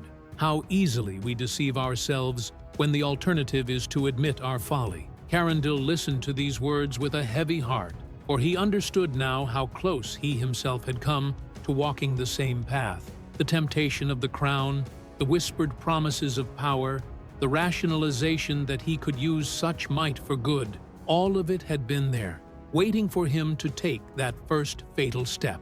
The Palantír rested secure in his pack, wrapped now in multiple layers of silk and leather to contain its influence. Yet even through these barriers, he could feel it responding to his thoughts, offering glimpses of memory and knowledge that would be precious beyond price to any scholar or king. The temptation to look deeper, to learn more, was constant and subtle. "How does one bear such a burden?" he asked Faramir, as they paused to rest beside a stream that ran clear and cold from the mountain. "By remembering that it is a burden," the prince replied. "The moment we begin to think of power as a reward or privilege, we have already begun to fall. It must always be seen as a sacrifice, something we bear for the good of others, not for our own glory." They were no longer alone in their journey. Word of their quest had somehow spread among the remaining rangers of Ithilien, and small companies had begun to converge upon their path. Some brought news of the wider world, tidings both good and ill that spoke of the great changes sweeping across Middle-earth in the wake of the Ring War. From the south came word that the corsairs of Umbar had largely disbanded, their fleets scattered to the winds without the Dark Lord's will to bind them. Many of their captains had taken to honest trade, while others had vanished into the vast reaches of the southern sea. But some few had turned to piracy and worse, and these continued to trouble the coast. From the east came reports that the armies of Mordor had indeed begun to move again, though not in the overwhelming numbers of old. These were smaller forces, scattered bands of orcs and evil men who had escaped the ruin of Barad-dûr and now sought to carve out petty kingdoms of their own. They were dangerous still, but no longer the existential threat they had once posed. Most troubling of all were the tidings from the north. The kingdom of Arnor was stirring once again under the rule of King Elisar, but there were dark currents beneath the surface of renewal. Some among the Dúnedain spoke of reclaiming the ancient glories of Númenor, of rebuilding the kingdom beyond the sea itself. Such talk was dangerous, for it spoke of the same pride that had once brought the Blessed Isle to ruin. "They do not understand," said Aldenor when he heard these reports.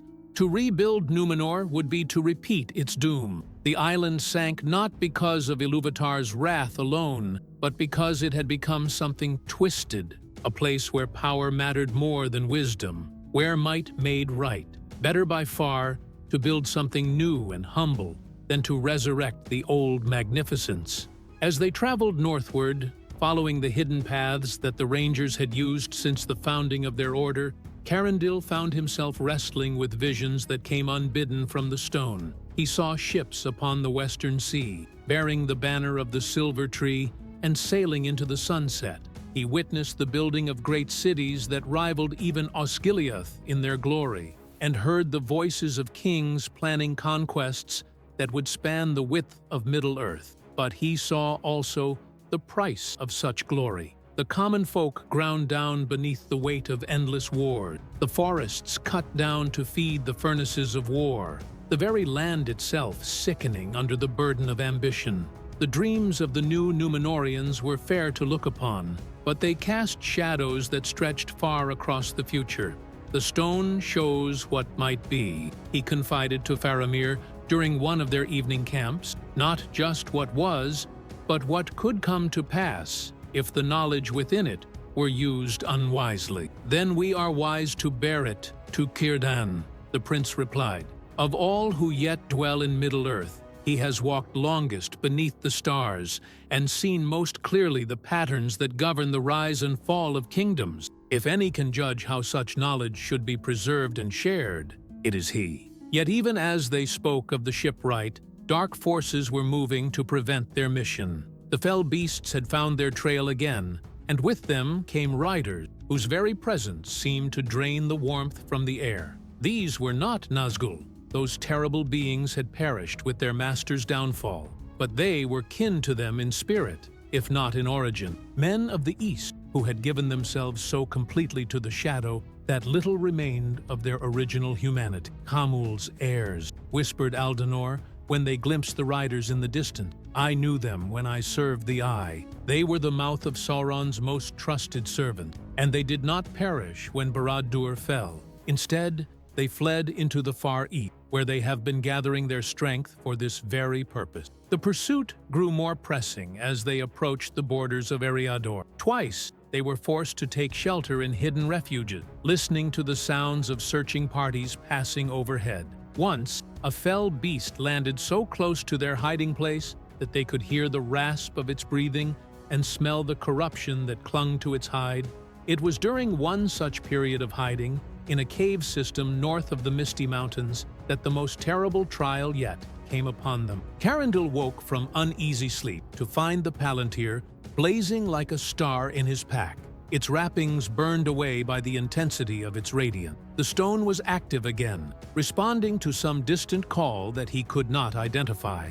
"They seek to master it from afar," gasped Aldenor, shielding his eyes from the brilliance. "The air wizards of Sauron have found some way to call to the stone, to bend it to their will as their master once bent the Ithil stone." Indeed, as they watched in horror, shapes began to form within the crystal's depths. Dark figures in robes of shadow, their faces hidden beneath deep hoods. These were the true powers behind the pursuit, the masterminds who had sent Khamûl's heirs on this quest. Now they sought to claim their prize, without the need for crude physical assault. "I name thee," said the foremost of the figures, his voice echoing from the stone with fell authority. "Carandil, son of Húrin, false guardian of Númenor's legacy, yield up the stone, and thy death shall be swift. Resist, and we shall show thee torments beyond thy darkest nightmares." The temptation to surrender was overwhelming. What right had he, a simple ranger, to stand against such powers? What hope was there that he and his small company could prevail where armies had failed? But then he remembered the words of Voronwe the Faithful. "The greatest power is to know when not to use power at all." Hoyt, the air wizard, sought to claim the stone through force and intimidation, but such methods could never truly master a thing that had been made by love and wisdom. Instead of grasping the stone or trying to bend it to his will, Carandil did something that shocked both friends and enemies alike. He began to sing, not a song of power or command, but a simple lay that his mother had taught him in childhood, a tune of the common folk of Gondor that spoke of home and hearth, of small joys and quiet sorrows. The effect was immediate and profound. The dark figures in the stone recoiled as though struck by lightning, their forms wavering and growing dim, for the song carried within it something they had forgotten in their long service to the shadow. The memory of what it meant to be human, to love and hope, and find joy in simple things. "Impossible," gasped their leader.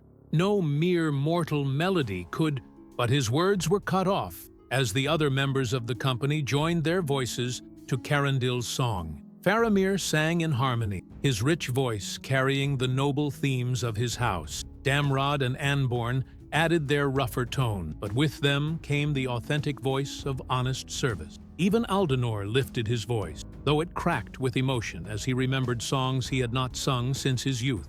The Palantir's light shifted from harsh white fire to the gentler radiance of starlight, and the figures within it faded like shadows at dawn. When the song ended, the stone was quiet once more, its surface reflecting nothing but the peaceful faces of those who surrounded it. "Well done, my friends," said a new voice, and they turned to see a tall figure standing at the cave mouth. He was clad in gray robes that seemed to shift and flow like morning mist, and his hair and beard were silver white. In his hand, he bore a staff of pale wood, and his eyes held the depth of ancient wisdom. "Gandalf!" cried Faramir in joy and amazement. "But I thought thou hadst sailed west with the ring-bearers." The wizard smiled, and in that smile was warmth that drove away all shadow. "So I did, and so I have returned, for there are tides in the affairs of both elves and men that run deeper than mortal understanding. I come now as herald and guide to see that a certain burden reaches its proper destination." He looked at Carandil with eyes that seemed to see into the very depths of his soul. "Thou hast chosen well, son of the West. The stone has tested thee and found thee worthy, but the greatest trials yet lie ahead. Art thou prepared to see this quest through to its end?" Carandil hefted the now quiet Palantír, feeling its weight not just in his hand, but in his heart. "I am," he said simply, "whatever the cost."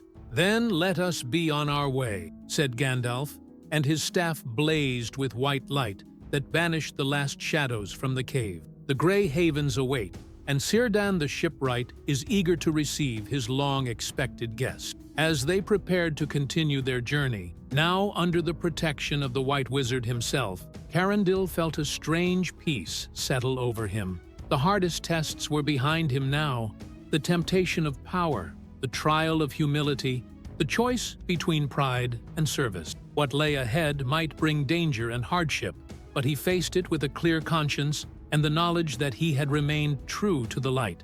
The 8th Palantír would reach the Grey Havens, and with it, the accumulated wisdom of Númenor would find safe harbor at last. The final chapters of their tale were yet to be written, but Carandil was confident now that they would end in hope rather than despair. Under the protection of Gandalf the White, the company made swift progress toward their goal. The wizard's presence seemed to drive back the shadows that had plagued their journey, and the fell beasts that had circled overhead like vultures now kept their distance. Yet Carandil could sense that their respite was temporary. Powerful forces were moving in the deep places of the world, and the pursuit would resume soon enough. They traveled now by night and rested during the day, for Gandalf wished to avoid the eyes of those who might report their passage to unfriendly ears. The paths they followed were ancient beyond reckoning, older even than the coming of the Eldar to Middle-earth. These were the roads that the Ainur themselves had walked when the world was young,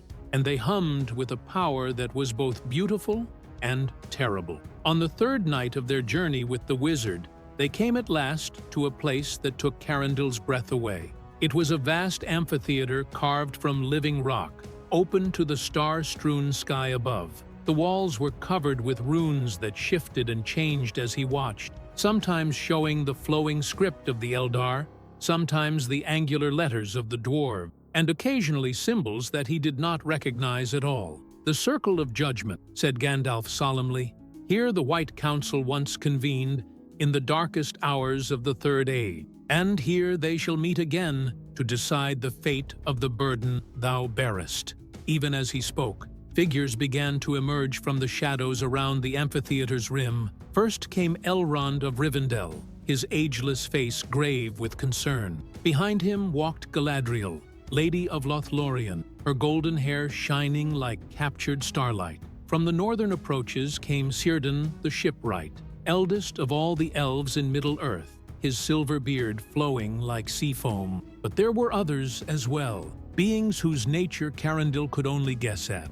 One appeared to be wreathed in flames that gave no heat, while another seemed to be formed from living shadow that somehow radiated warmth and comfort. These were the Istari, who had remained in Middle-earth after the fall of Sauron, revealed now in their true form as servants of the Valar. "Welcome, son of Númenor," said Elrond, his voice carrying the weight of ages. "Long have we waited for this hour, though few among us understood what it would bring. Show us the burden thou hast carried, that we may judge its nature and determine its fate." With hands that trembled only slightly, Carindil unwrapped the Palantír and set it upon the stone altar at the amphitheater's center.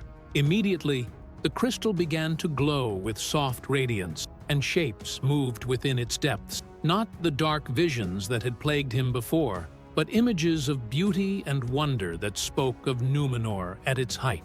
Galadriel approached the stone with graceful steps, her eyes reflecting its light. "Behold," she said, her voice like music made manifest, "the final work of Palantír the Foresighted, last true king of the Blessed Isle. Into this crystal he poured not just memory, but love itself, love for his people, his land, and the wisdom of ages past." Círdan nodded slowly, his ancient eyes bright with understanding. "I sense no evil in this thing, though it has been touched by darkness. Like gold that has been handled by thieves, it remains precious despite the corruption of those who sought to claim it. Yet therein lies the danger," spoke one of the flame-wreathed Istari. "For this stone contains not just the wisdom of the faithful, but the memories of all Númenorians, the proud and the humble, the wise and the foolish, the good and the evil. To look too deeply into its heart is to risk being overwhelmed by the weight of history itself." "As I learned to my cost," said Eldenor, stepping forward from where he had waited at the amphitheater's edge. The former black Númenorian bowed low before the assembled powers. "My lords and ladies, I am the least worthy among you to speak, yet I would bear witness to the truth of this stone's nature. It showed me not what I wished to see, but what I needed to see, the full price of the choices I had made." Elrond regarded him with compassion. "Rise, Aldenor of Pelargir.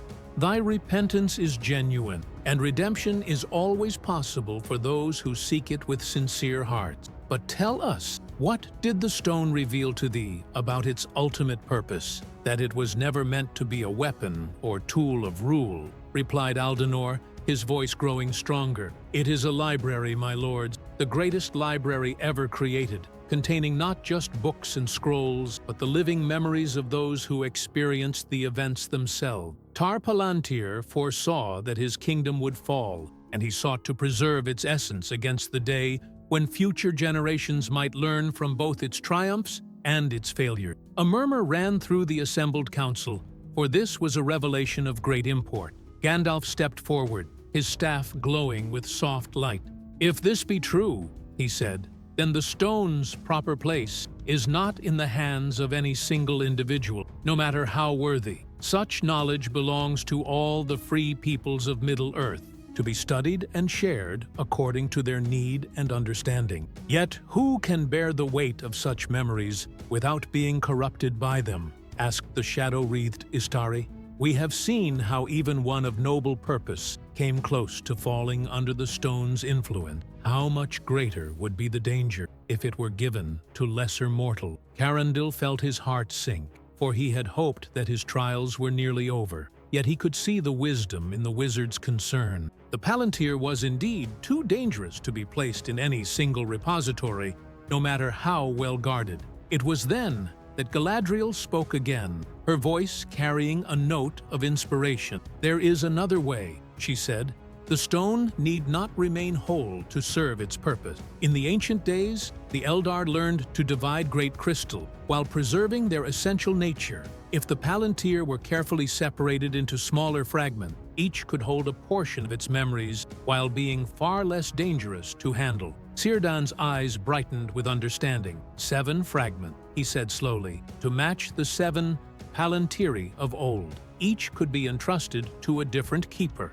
The houses of healing in Minas Tirith, the libraries of Rivendell, the archives of Lothlorien, and others of like purpose. The knowledge would be preserved but distributed, preventing any single person or institution from becoming too powerful.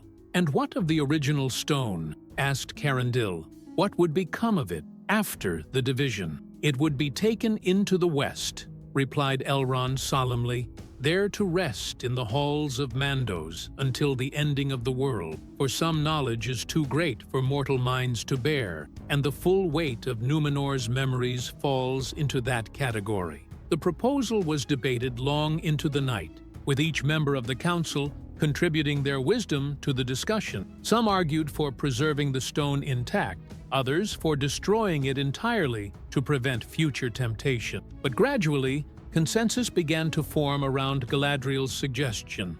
As dawn approached, bringing with it the soft light of a new day, Elrond rose from his seat and spoke with the authority of ages. "It is decided," he said.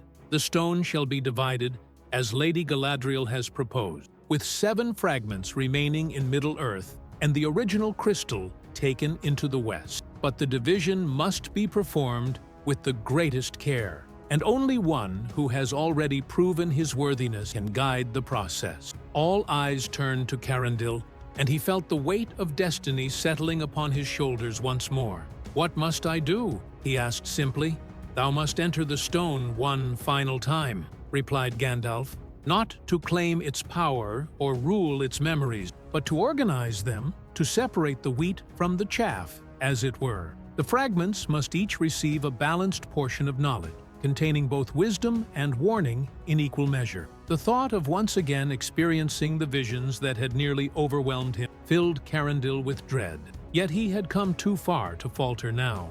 "I am ready," he said, though his voice was barely above a whisper. Galadriel stepped forward and placed her hands upon his shoulder. "Thou shalt not go alone," she said gently.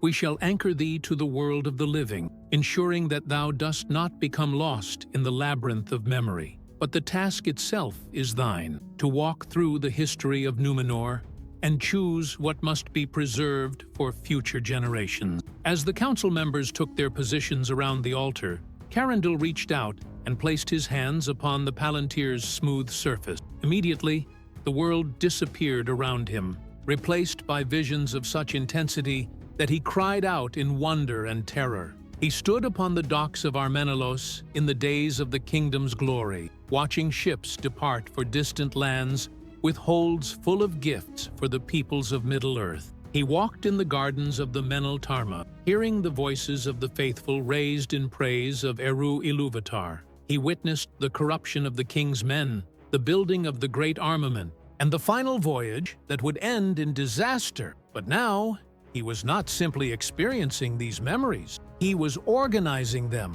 guided by the wisdom he had gained through his trial. The proudest moments of Númenorian achievement were balanced with reminders of humility. The tales of great kings were paired with stories of common folk whose quiet virtue had sustained the kingdom through dark hours.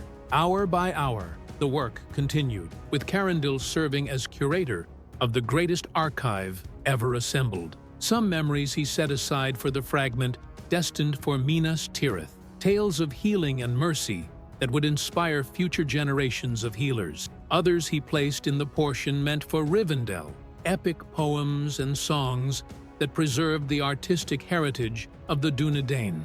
As the sun reached its zenith, the task was at last complete. The Palantír had been prepared for division, its memories organized and ready for distribution. But the effort had cost Carandil dearly. When he finally withdrew his hands from the stone, he collapsed to the ground, his hair now streaked with premature white. "It is done," he whispered, and then knew no more. When he woke, It was to find himself lying on soft grass beneath the stars, with Faramir keeping watch beside him. The council had completed their work. 7 smaller crystals lay upon the altar where the great Palantír had been, each glowing with gentle light. The original stone was nowhere to be seen. "How long?" Carandil asked weakly. 3 days, replied his friend.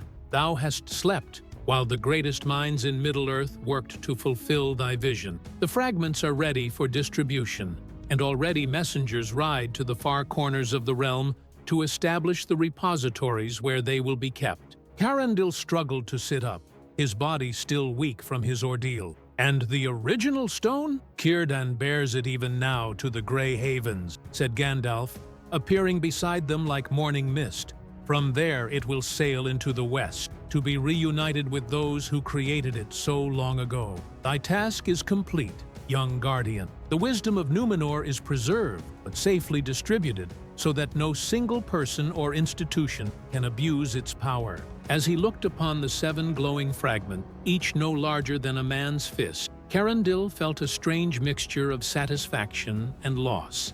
The great burden he had carried was gone, replaced by a sense of accomplishment that was deeply fulfilling. Yet he would miss the stone's presence, the feeling of being connected to something larger than himself. "What now?" he asked.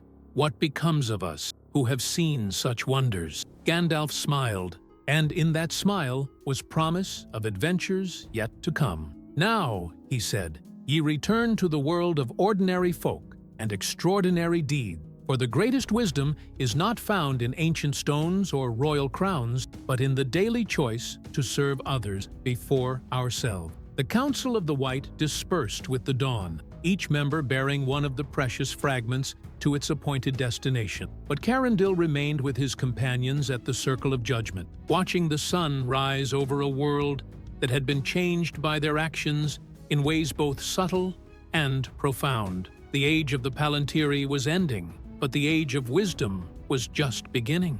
The journey back to Ithilien passed like a dream half-remembered. Without the weight of the Palantír to burden them, the company moved with lighter steps, though Carandil found that his ordeal in the stone had left him forever changed.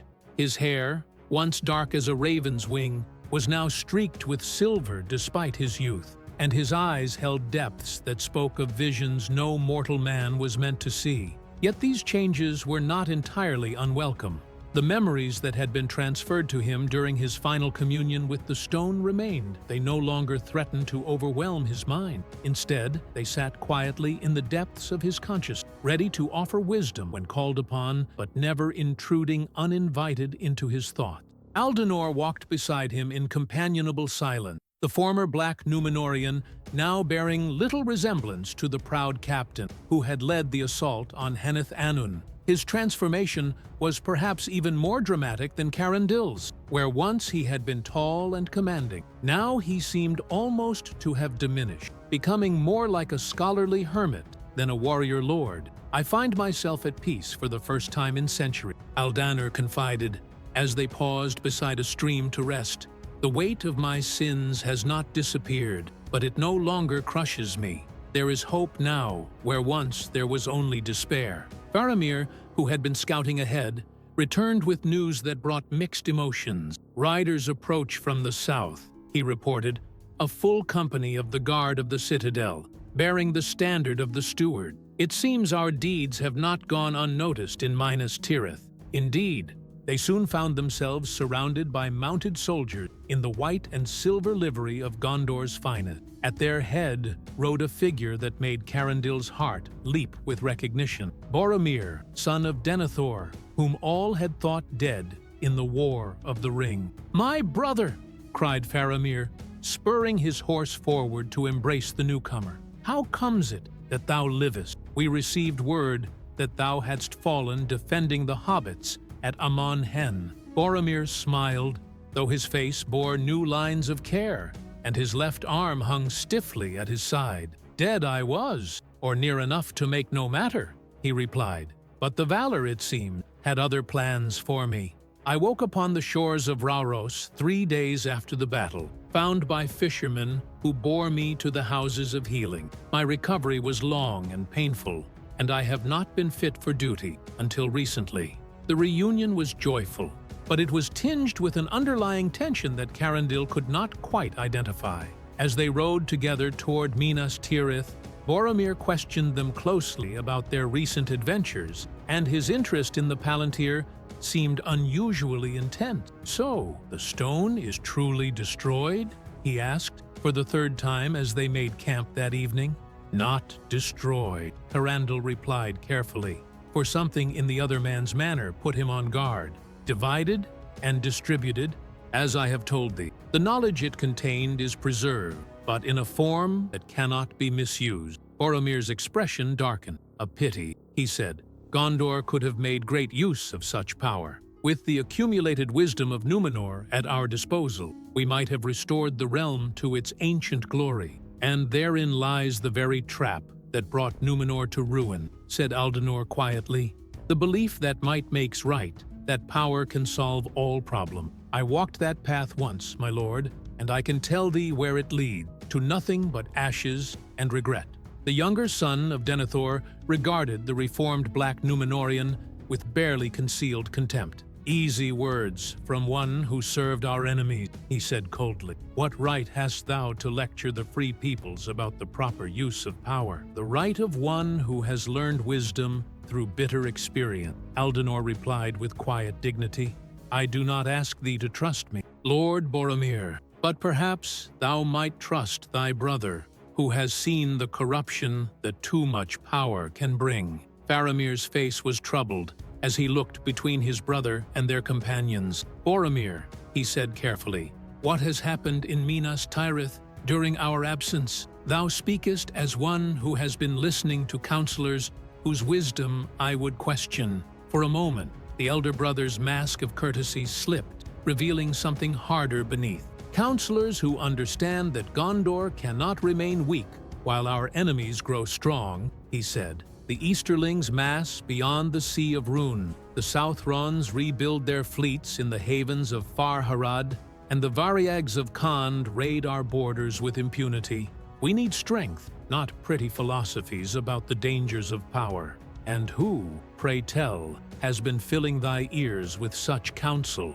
asked Faramir, though his tone suggested he already suspected the answer. "Lord Mouth," said Boromir, and the name fell like a stone into still water. "He who once served Sauron, but has repented of his allegiance and offers his knowledge in service to Gondor. He has shown us visions of what our realm could become if we but had the will to seize our destiny." Carandil felt his blood run cold, for he recognized the description all too well. The mouth of Sauron had not perished with his master's downfall. Instead, he had reinvented himself as the advisor to the very kingdom he had once sought to destroy, and somehow he had gained the ear of one of Gondor's most trusted leaders. "My lord," he said urgently, "this mouth is not what he seemed. I have looked into the memories of Númenor's fall, and I know the signs of corruption. I see them. The very words thou speakest now are echoes of those that led Ar-Pharazôn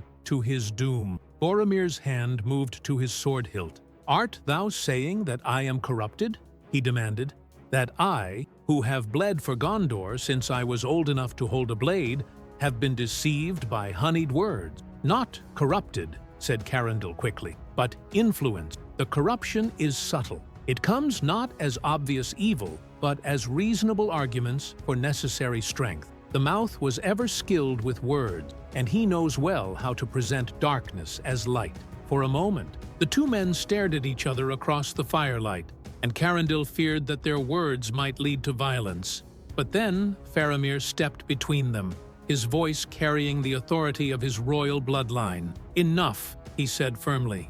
"We are all servants of Gondor here, and we will not draw blades against each other while enemies threaten our borders. But Boromir, I would hear more of these counselors who have gained such influence in our absence." The elder brother's anger subsided, though his expression hard. "They are learned men who understand that the world has changed since Sauron's fall," he said. "The old ways of thinking, the cautious diplomacy, the defensive warfare, the endless waiting for enemies to strike first, these will no longer serve. We must become what our ancestors were, conquerors and kings, masters of our own destiny. Our ancestors, said Aldenor softly, also became slaves to their own ambitions. The line between righteous strength and tyrannical oppression is thinner than most realize. As the debate continued late into the night, Carindil found himself remembering the visions he had seen in the Palantír, images of Numenor its final day, when reasonable men had made reasonable argument for unreasonable action. The pattern was always the same. First came the whispers of strength and glory,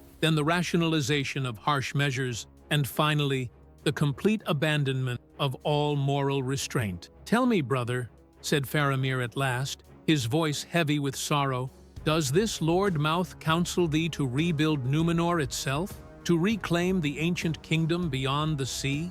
Boromir's eyes blazed with sudden fervor. "Aye, he does. And why should we not?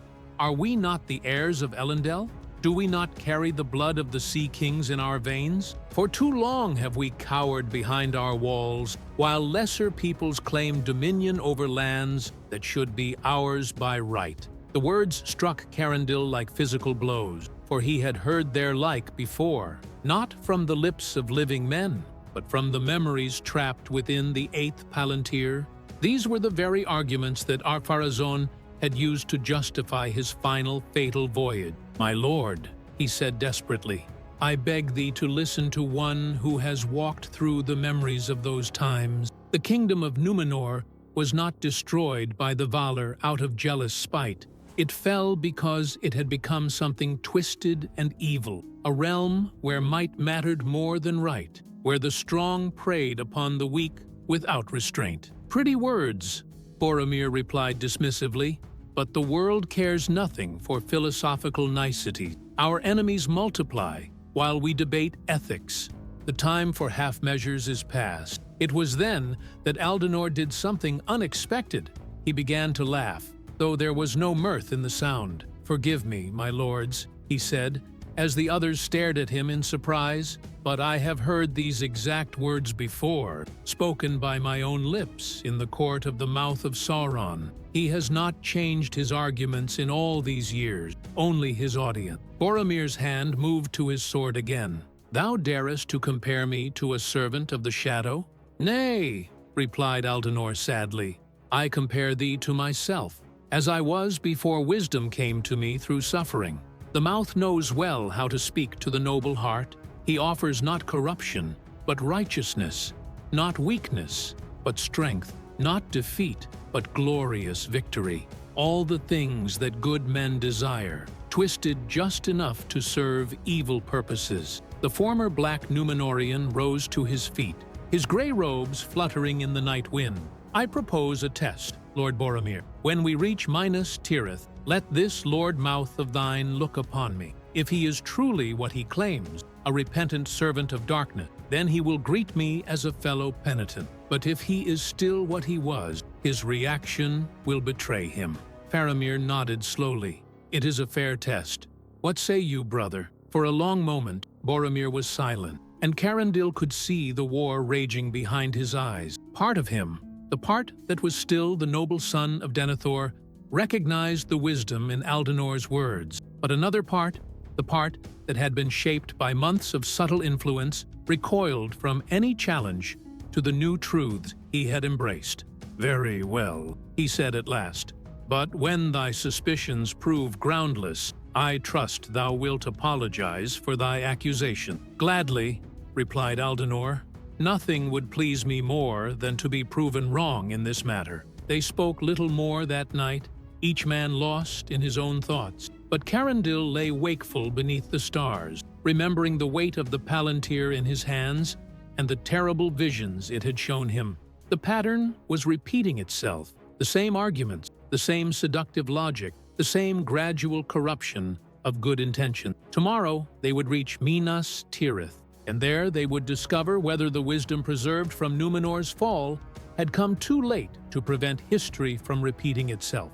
The 8th Palantír was gone, divided and distributed to prevent its misuse, but its greatest lesson remained that the road to darkness was paved with the best of intention, and that the strongest walls were those built not of stone, but of humility and self-restraint. As dawn broke over the hills of Ithilien, painting the sky in shades of rose and gold, Carandil whispered a prayer to whatever powers might be listening. Let them not be too late. Let the wisdom of ages past prove stronger than the ambitions of the present. And let the sons of Numenor remember, before it was too late, the price their ancestors had paid for choosing power over virtue.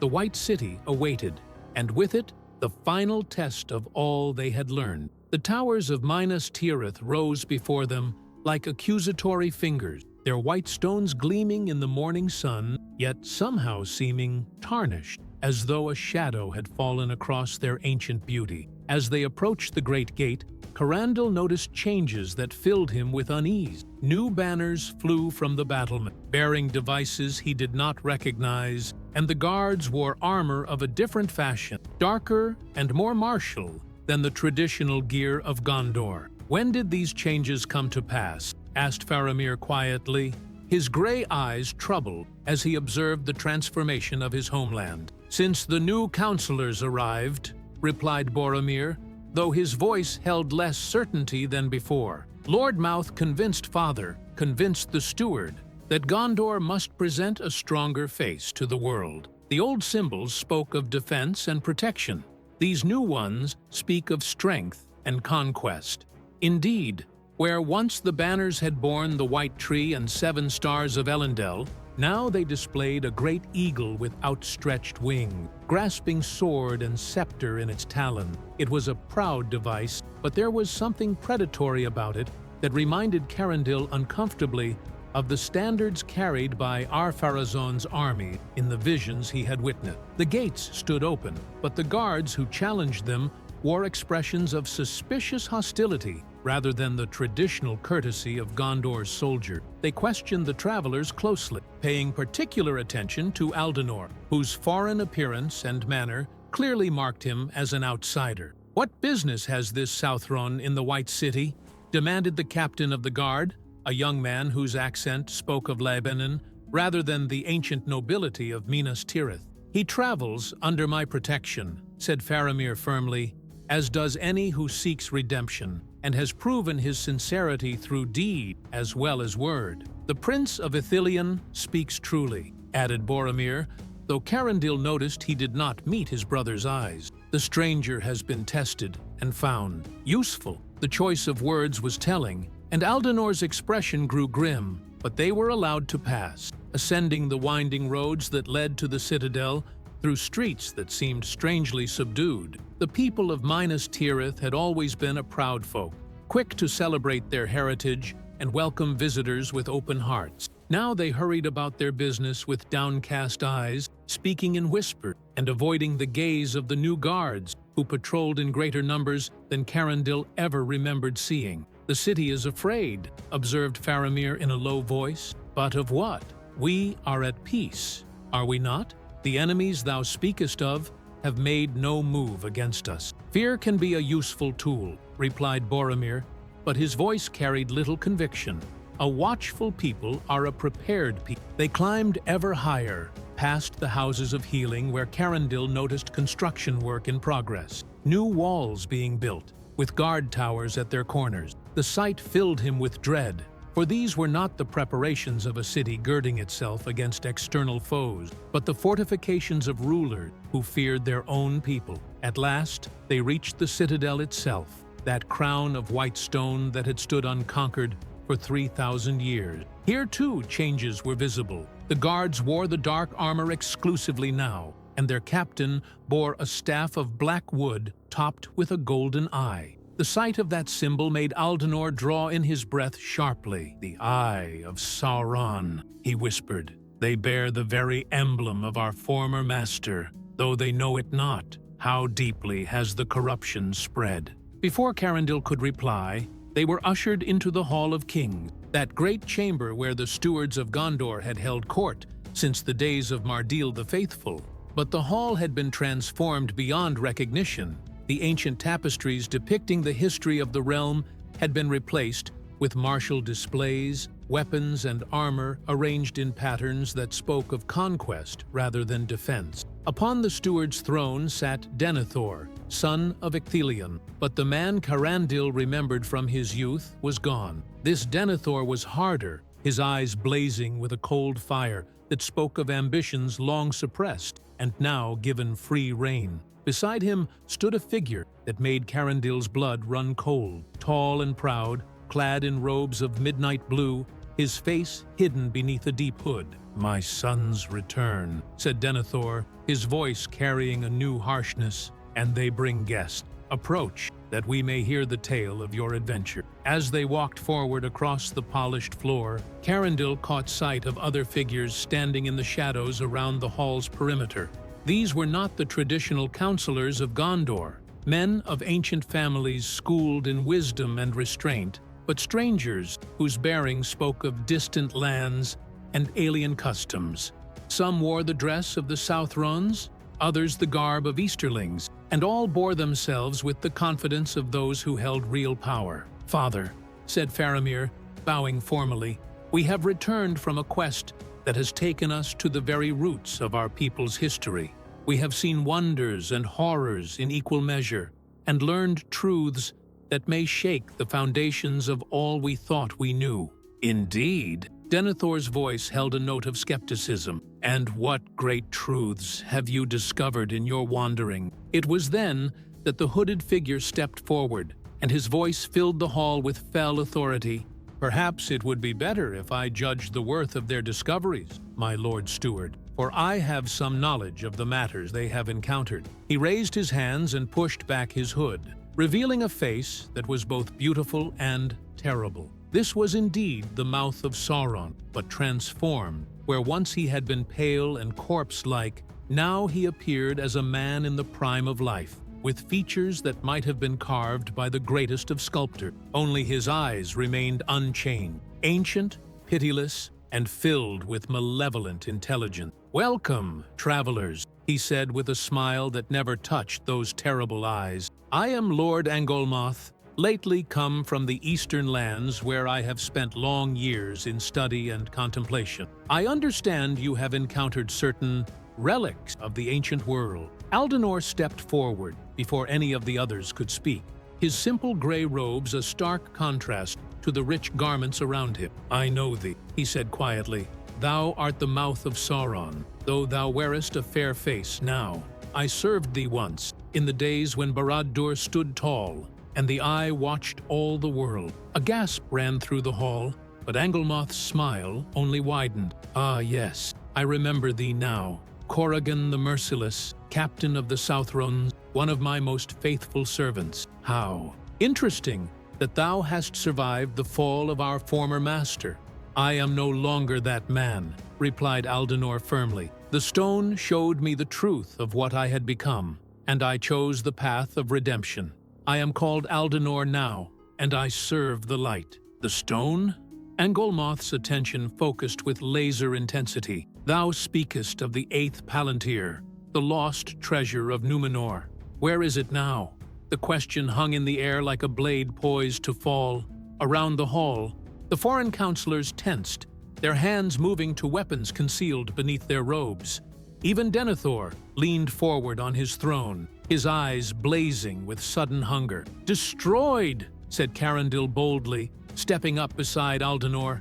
"Broken into fragments and scattered to the winds, its power dispersed beyond recovery." For a moment, Angolmoth's mask of pleasant civility slipped, revealing the ancient malice beneath. But he recovered quickly, his smile returning, though it was now edged with menace. "A pity," he said softly. "Such knowledge as it contained might have been of great service to Gondor in the trials ahead. For make no mistake, trials are coming. Even now, armies gather in the distant lands, united by their hatred of the West and their desire to claim what they see as rightfully theirs." "And how dost thou know this?" asked Faramir suspiciously. "What manner of study in the eastern lands grants such intimate knowledge of our enemies' plans?" Angolmoth's laugh was like silver bells ringing in a tomb. "Because, my naive young prince, I helped to orchestrate those plans. For 3 years I have walked among the kingdoms of the East, sowing seeds of discord and ambition, promising each that they shall rule when the West falls. They believe they use me for their own purposes, never suspecting that they are merely tools in a greater design. The admission struck the hall like a thunderbolt. Several of the traditional counselors cried out in alarm, while the foreign advisors began to move, surrounding the small group of travelers with casual menace. "Treason!" gasped one elderly lord. "He admits to consorting with our enemies." "Not treason," replied Anglemoth smoothly, "but strategy. To defeat one's enemies, one must first understand them, their strengths, their weaknesses, their secret fears. I have spent years learning these things, and now I offer that knowledge to Gondor. The question is whether you will be wise enough to accept it." Denethor rose from his throne, his face a mask of conflicting emotion. "Explain yourself, Anglemoth. If you have knowledge that can preserve our realm, speak plainly. The enemies of Gondor are many, but they are also fractured by ancient feud and competing ambitions," replied the false council. "Left to themselves, they would waste their strength fighting each other while we grew ever stronger. But there is one thing that could unite them: the return of Numenor itself."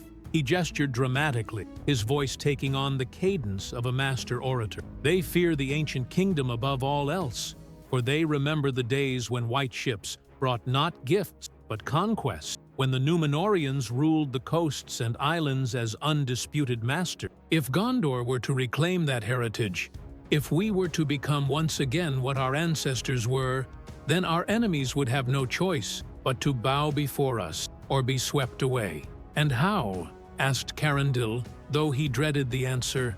"Would Gondor reclaim the heritage of sunken Númenor?"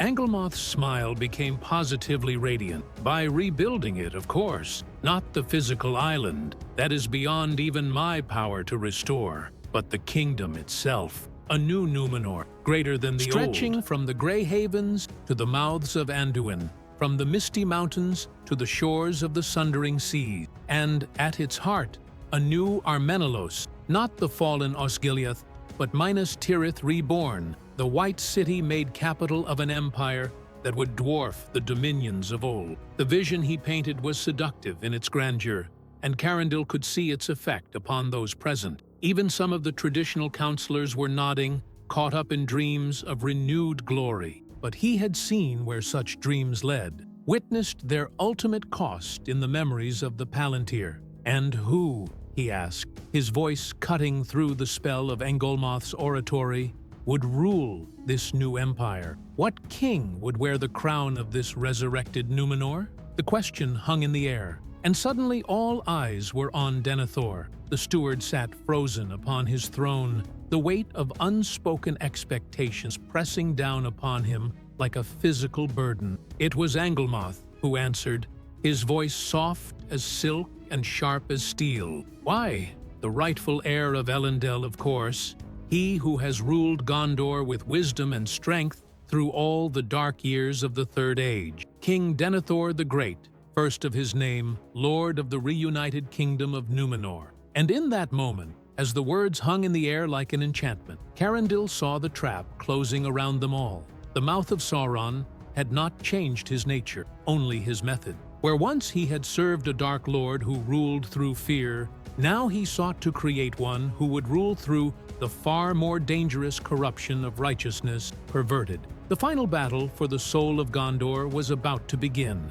In the terrible silence that followed Anglemoth's pronouncement, Carandil felt the weight of destiny settling upon the hall like a shroud. Here, in this moment, the fate of all Middle-earth hung in the balance, not on the edge of a sword or the flight of an arrow, but on the choice that one man would make between wisdom and ambition, between service and dominion. Denethor sat motionless upon his throne, the crown of the stewards gleaming upon his brow. But in his eyes, Carandil could see the reflection of another crown, one of gold and mithril, set with gems that blazed like captured stars. The crown of the Númenórean king, lost beneath the waves for 3,000 years, but now seemingly within reach once more. "My lord," said one of the traditional counselors, his voice trembling with age and worry, "surely you cannot consider this madness. To claim the crown of kings would be to break faith with oaths sworn in the very founding of Gondor. We are stewards, guardians of the throne, until the rightful king should return. Anglemoth's laugh was soft and mocking. The rightful king? And who might that be? Old man? Isildur's line failed long ago. Broken by war and the passage of time, the blood of Elendil flows strongest now in the veins of the stewards themselves. By what law should Denethor remain forever a servant when he has all the qualities of a king? By the law of humility, said Faramir suddenly, stepping forward from where he had stood silent among his companions. By the wisdom that knows power must be earned through service, not claimed through ambition. His father's eyes blazed as they fixed upon him. Humility? Denethor's voice was harsh with suppressed emotion. I have been humble for 60 years, boy.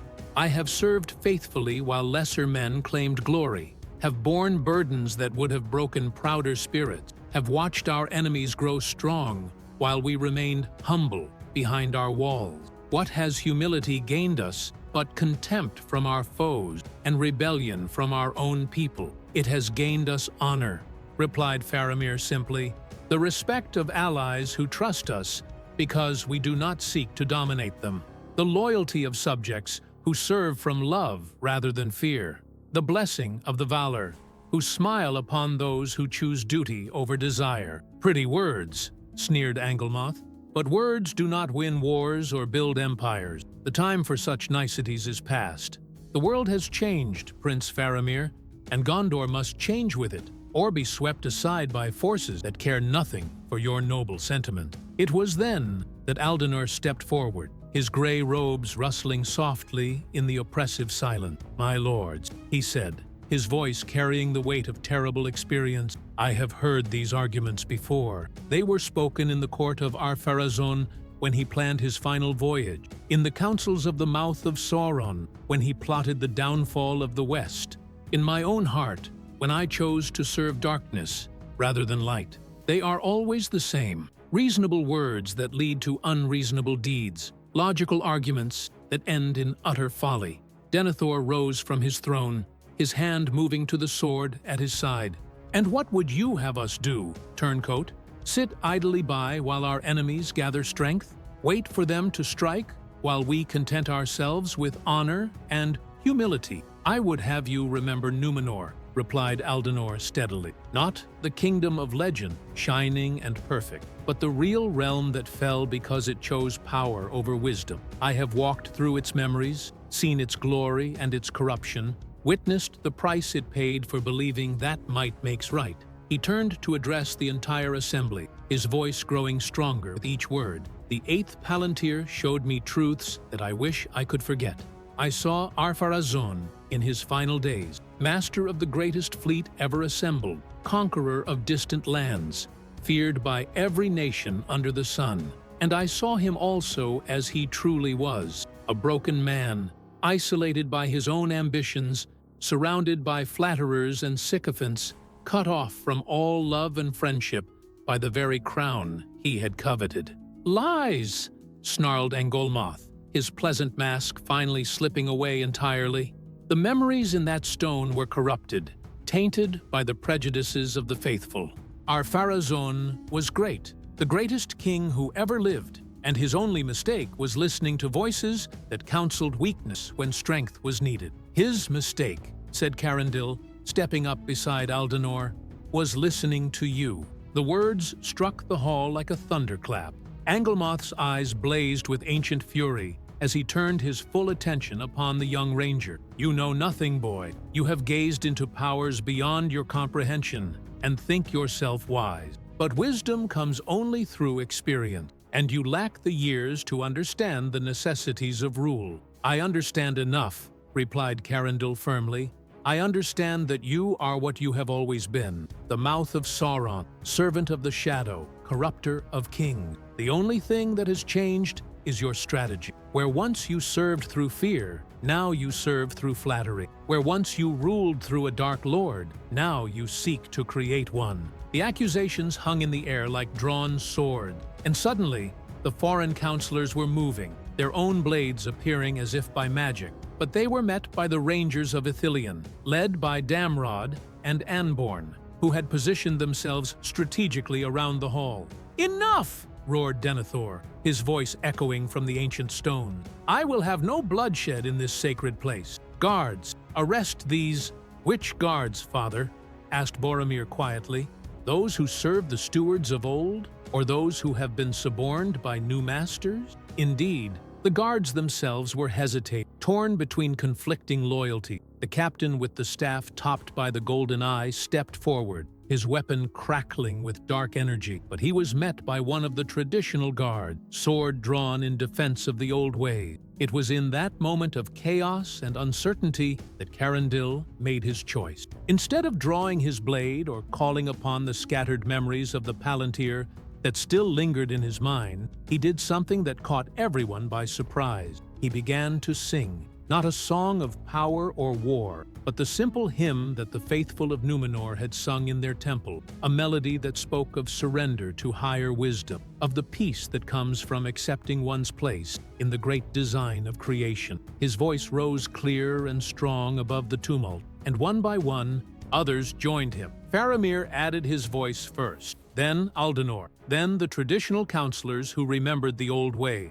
Even some of the guards began to sing, laying down their weapons as the ancient words worked their subtle magic. For this was a song that had been sung in Númenor's temple when the kingdom was young and pure, a reminder of what they had once been before pride and ambition corrupted them. But Angelmoth would not be defeated so easily. Raising his staff, he spoke words in the black speech that made the very air tremble with malice. Dark fire poured forth, seeking to silence the voices raised in harmony, to drown out the song of peace with the discordant shriek of domination.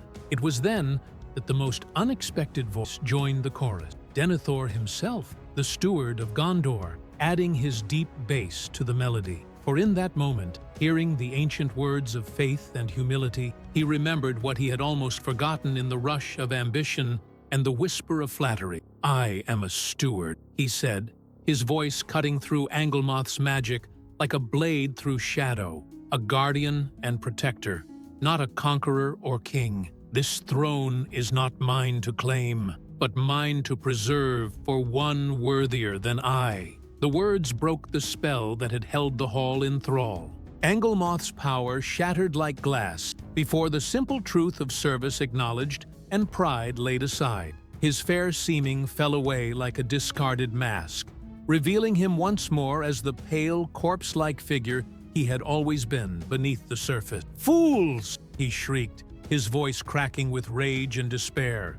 "You cast away power that could have made you masters of the world. You choose slavery when empire was within your grasp."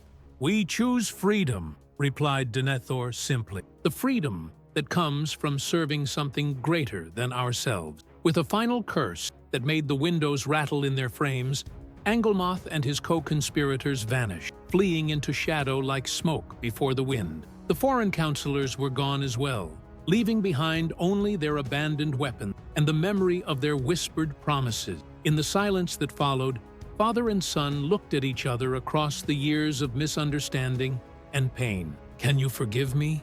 asked Denethor quietly.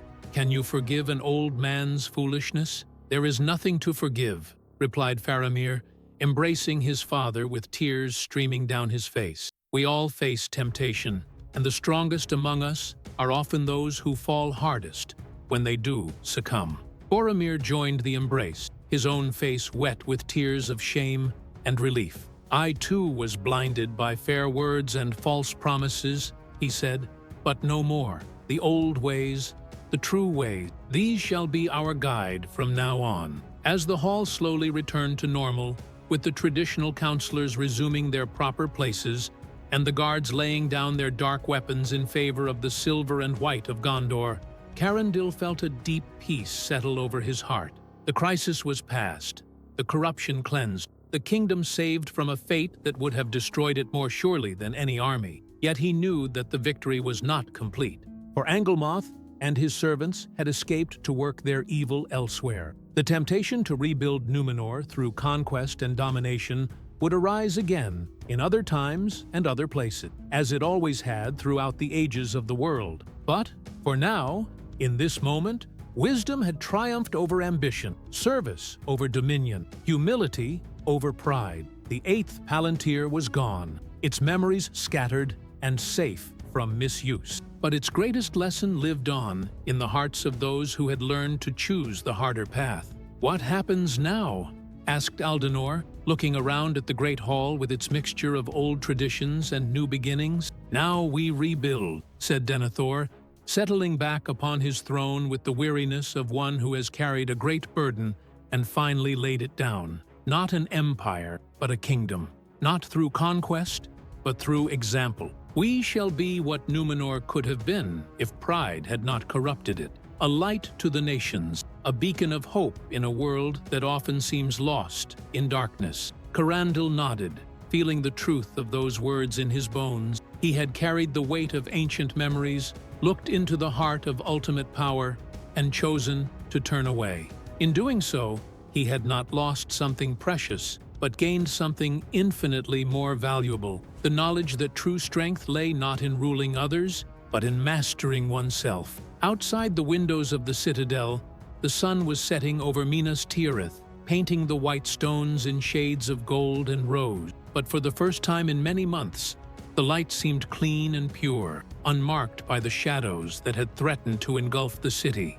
The age of the Palantíri was truly ended now, but the age of wisdom was just beginning. And in the halls of the White City, where kings and stewards had struggled with the burdens of power for 3,000 years, a new understanding had taken root, that the greatest victory was not in conquering enemies, but in conquering the darker impulses of one's own heart. The tale of the eighth Palantír was complete, but the greater story of which it was part would continue as long as there were those willing to choose service over dominion, wisdom over ambition, and love over the hollow promise of power. In the end, that was the true legacy of Numenor, not its ships or cities or armies, but the eternal truth that the measure of a people lay not in what they could take, but in what they chose to give. And in the growing darkness of the evening, that truth shone brighter than any crown or scepter ever could.